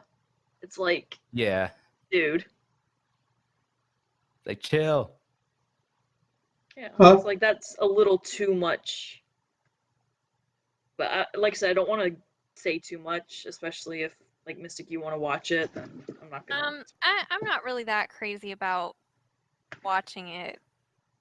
Well, Like, I'm sure it's fine, but I'm just not sure I'm really like, if I was big into The Lion King, I'd probably be more interested in that. yeah, no, I I might watch it in the next few days just for nostalgia, but it's not super great. I wouldn't waste time on it, really. right. I'm definitely going to be keeping this list for future reference in case I want to watch any of these movies I haven't seen. But that all we got for Lion King 2? Yep. Then that brings us to Tarzan. Oh boy. Tarzan. I I'll let wish you I guys liked talk first. Tarzan more than I do. I I don't remember liking Tarzan that much. It was just an okay movie. If it was on, then it's on. I just watch it, but I don't remember it being anywhere near my favorites. Yeah, Rosie O'Donnell was the monkey. That's weird. Yeah, she was the Well, one that she it was was an the one 8. or eight. Yeah, it's like the fun has arrived. Rosie O'Donnell. Yeah, she was Turk. Yeah, Oh, Turk. That's what it was. really? So I I don't thought think I Turk noticed was a that. boy. Me I too. thought so too. What the heck? No, as controversial as it is, I kind of hate Tarzan. Oh, okay, good. Then I can quit pretending to be nice about it. I maybe No. don't all the way hate it, but I definitely it's okay. I said earlier that like Mulan's just not really my thing. So it ranks higher than Tarzan does on my list of Disney movies if I'm ranking them. There's one character I like in Tarzan. Just one. Actually, two. I'm gonna Oh, make a one, I guess. believe. King I like Louie. Tantar, the Oh. elephant. And the professor he has some funny moments, but overall I don't like him. I don't like Jane. I don't like Tarzan. I like don't Jane have a- isolated from the movie. Yeah. I don't mind the music, but it's not like a typical Disney movie when it comes to music. You know, none of the characters are singing, so it doesn't feel like it's, you know. Yeah, that it feels off. And I mean, I'm gonna give it points for the crazy death that they gave Clayton because Oh, when the yeah. lightning strikes, you can see he's definitely hung himself, and it's a little dark for yeah. Disney because most villains just kind of fall and they die, but that one you can see he's Oh, I don't like, remember that. That I is do remember that's like that. Haunted Mansion vibes. Yeah, if you watch like when he dies, there's like a lightning strike, and like you can see the shadow of his hanging body. Yeah, that's very Yeah. Haunted Mansion. I Okay, remember so that. now we know Yeah. my favorite scene in the movie. I'm Not not. saying a whole lot. I'm not surprised that something like that was in there because like there was a time when like I'm blanking on the name, the Munchkins and the Yellow Brick Road. I feel so stupid. Oh, the Wizard of Wizard Oz. of Yeah, Oz. Jesus Christ, I really need that brain cell. Yeah, but I remember there was a point in like one of the very, very first versions of it, like the original, there was like a part where you saw a hanging munchkin, like because the actor like was so mistreated, or actress, I can't remember if it was a guy or girl, had hung themselves in the background, and then they changed it to like a bird of some sort. Oh, wait, was that real or because I heard of that story. I'm gonna Google that. I've read it I a don't know whole how real bunch. that is. I did I hear don't about know if that. But it's real, but I've seen it many times, many sources, tons of people Really? talked about it or like went over it and stuff. But you could clearly yeah, I see the normally differences in the shapes versus whatever it was that was just hanging there versus the silhouette of the bird. Well, I You mean, could clearly tell the I mean difference. the people on like the Wizard of Oz set, a lot of them were really mistreated. It was yeah. from like a production standpoint, it was a pretty horrible Right. production. No, like from what I remember, like I know like the Tin Man, like the paint that they used like on his face was like actual like tin, or it was like an aluminum that's not good to put on your skin.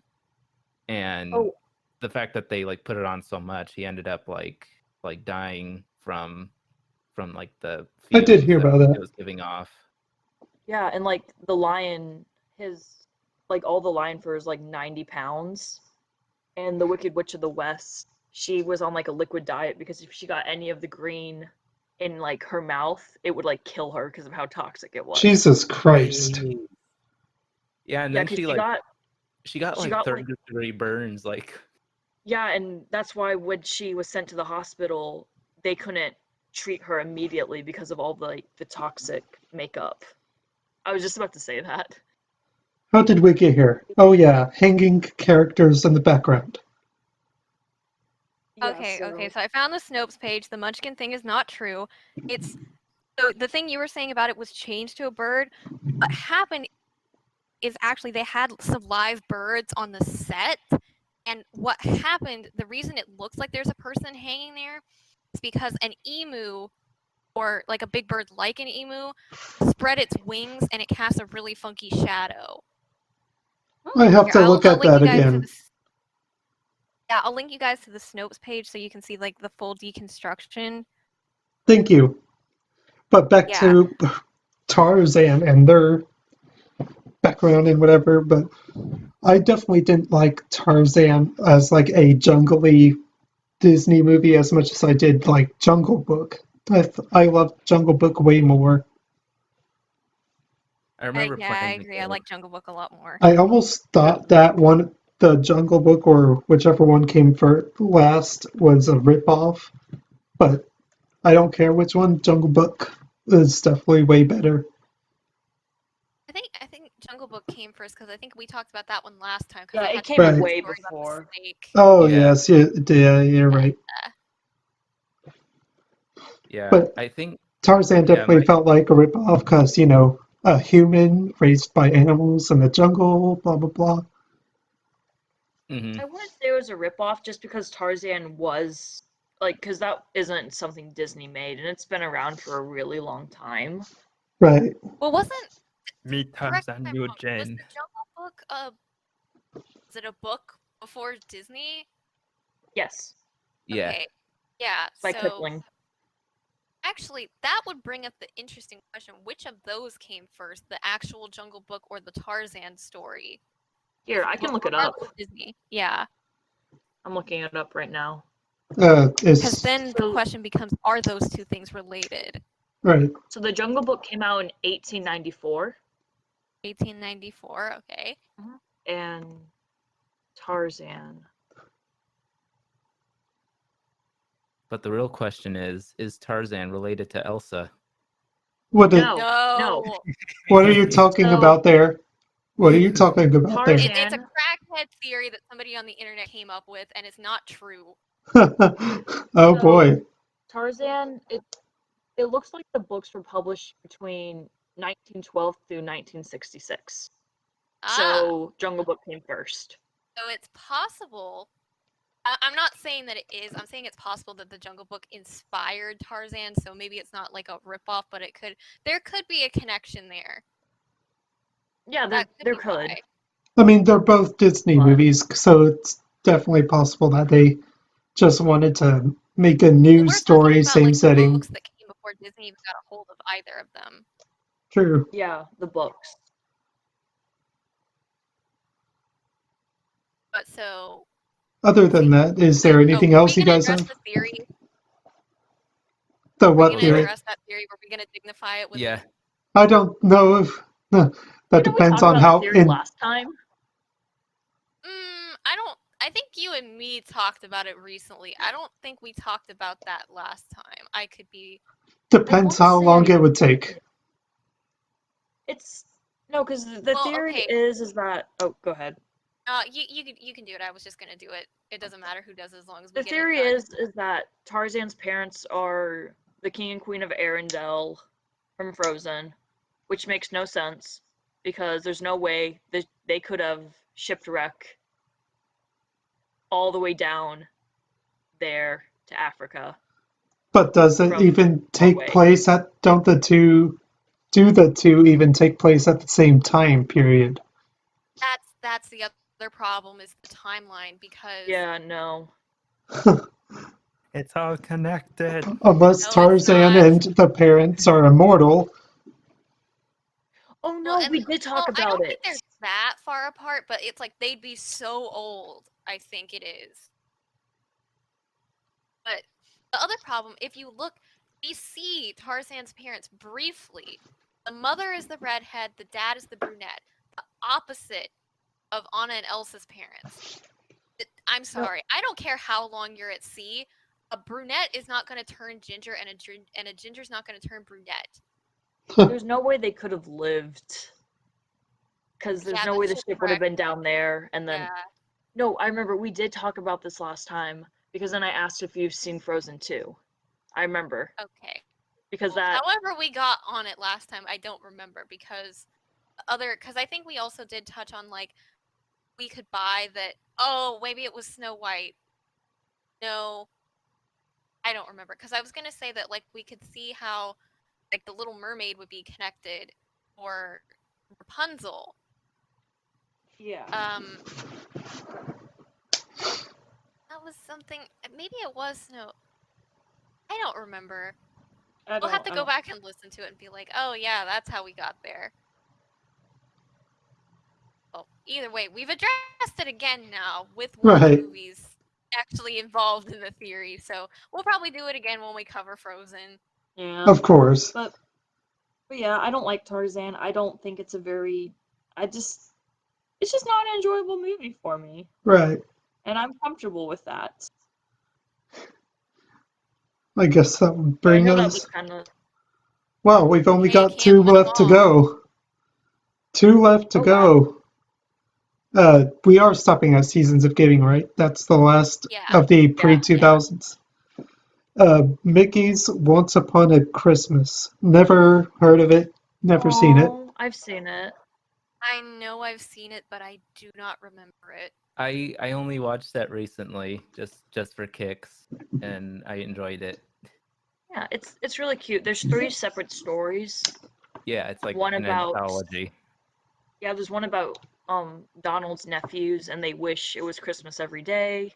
Oh There's one about Max and Goofy waiting to see Santa, and then there's one about Mickey and Minnie.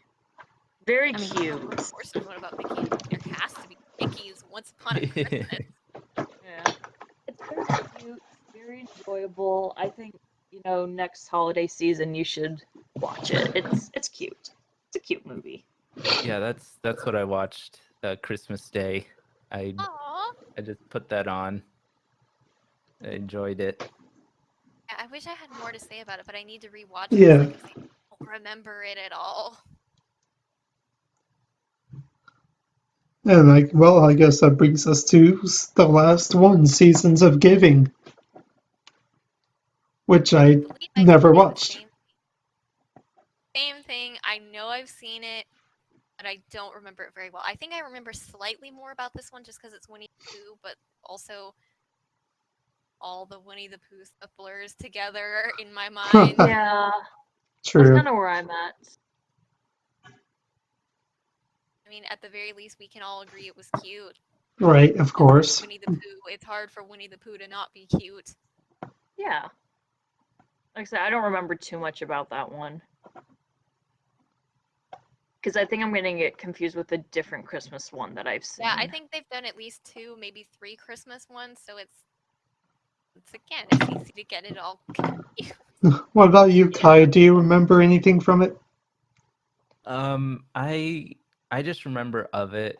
I probably saw commercials for it, but I never watched it. I just remember the Mickey's Once Upon a Christmas. That was nice to watch because just not being able to celebrate Christmas growing up and then getting to watch it is good times. Right. Well, But maybe I'll watch the Seasons of Giving just for kicks. right. I definitely want to watch I mean, all of it's Winnie the Pooh, so Winnie you the can watch it Pooh. any time of year and not feel bad about it. Yeah, it's Winnie the Pooh. You might as well binge it all. I think Winnie the Pooh is If you definitely can a find great. it all. Yeah, that's true. I Yeah, think I don't know Winnie if the it's Pooh on is Disney definitely. Plus or not. You could I'm try Sure it some. is. I can check.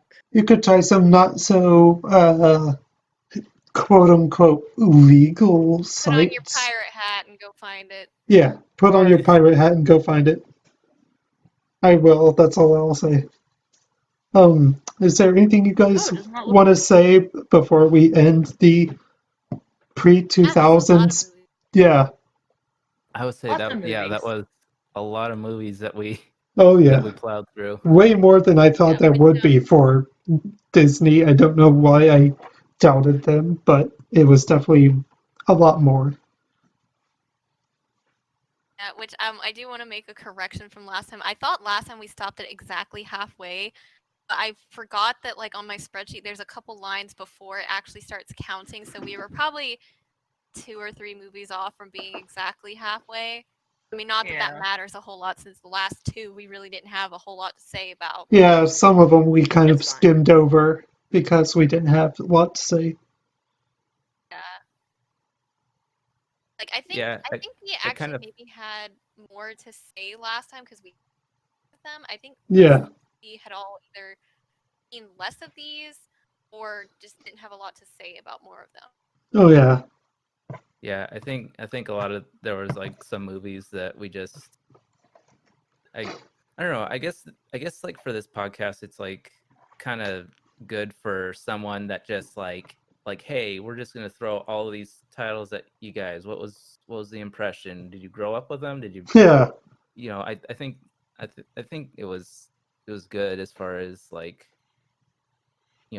what we thought of the movies just Yeah. growing up and how much of an impact they were on our lives, and just some of them were more than others, and I think that's something worth talking about.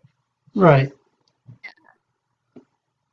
It was definitely Definitely none of fun. it was Yeah, like, it's not an in-depth review or anything. It's just Of that course. we like Disney stuff. If it was an We've talked about in-depth Disney for a review, we really would. long time.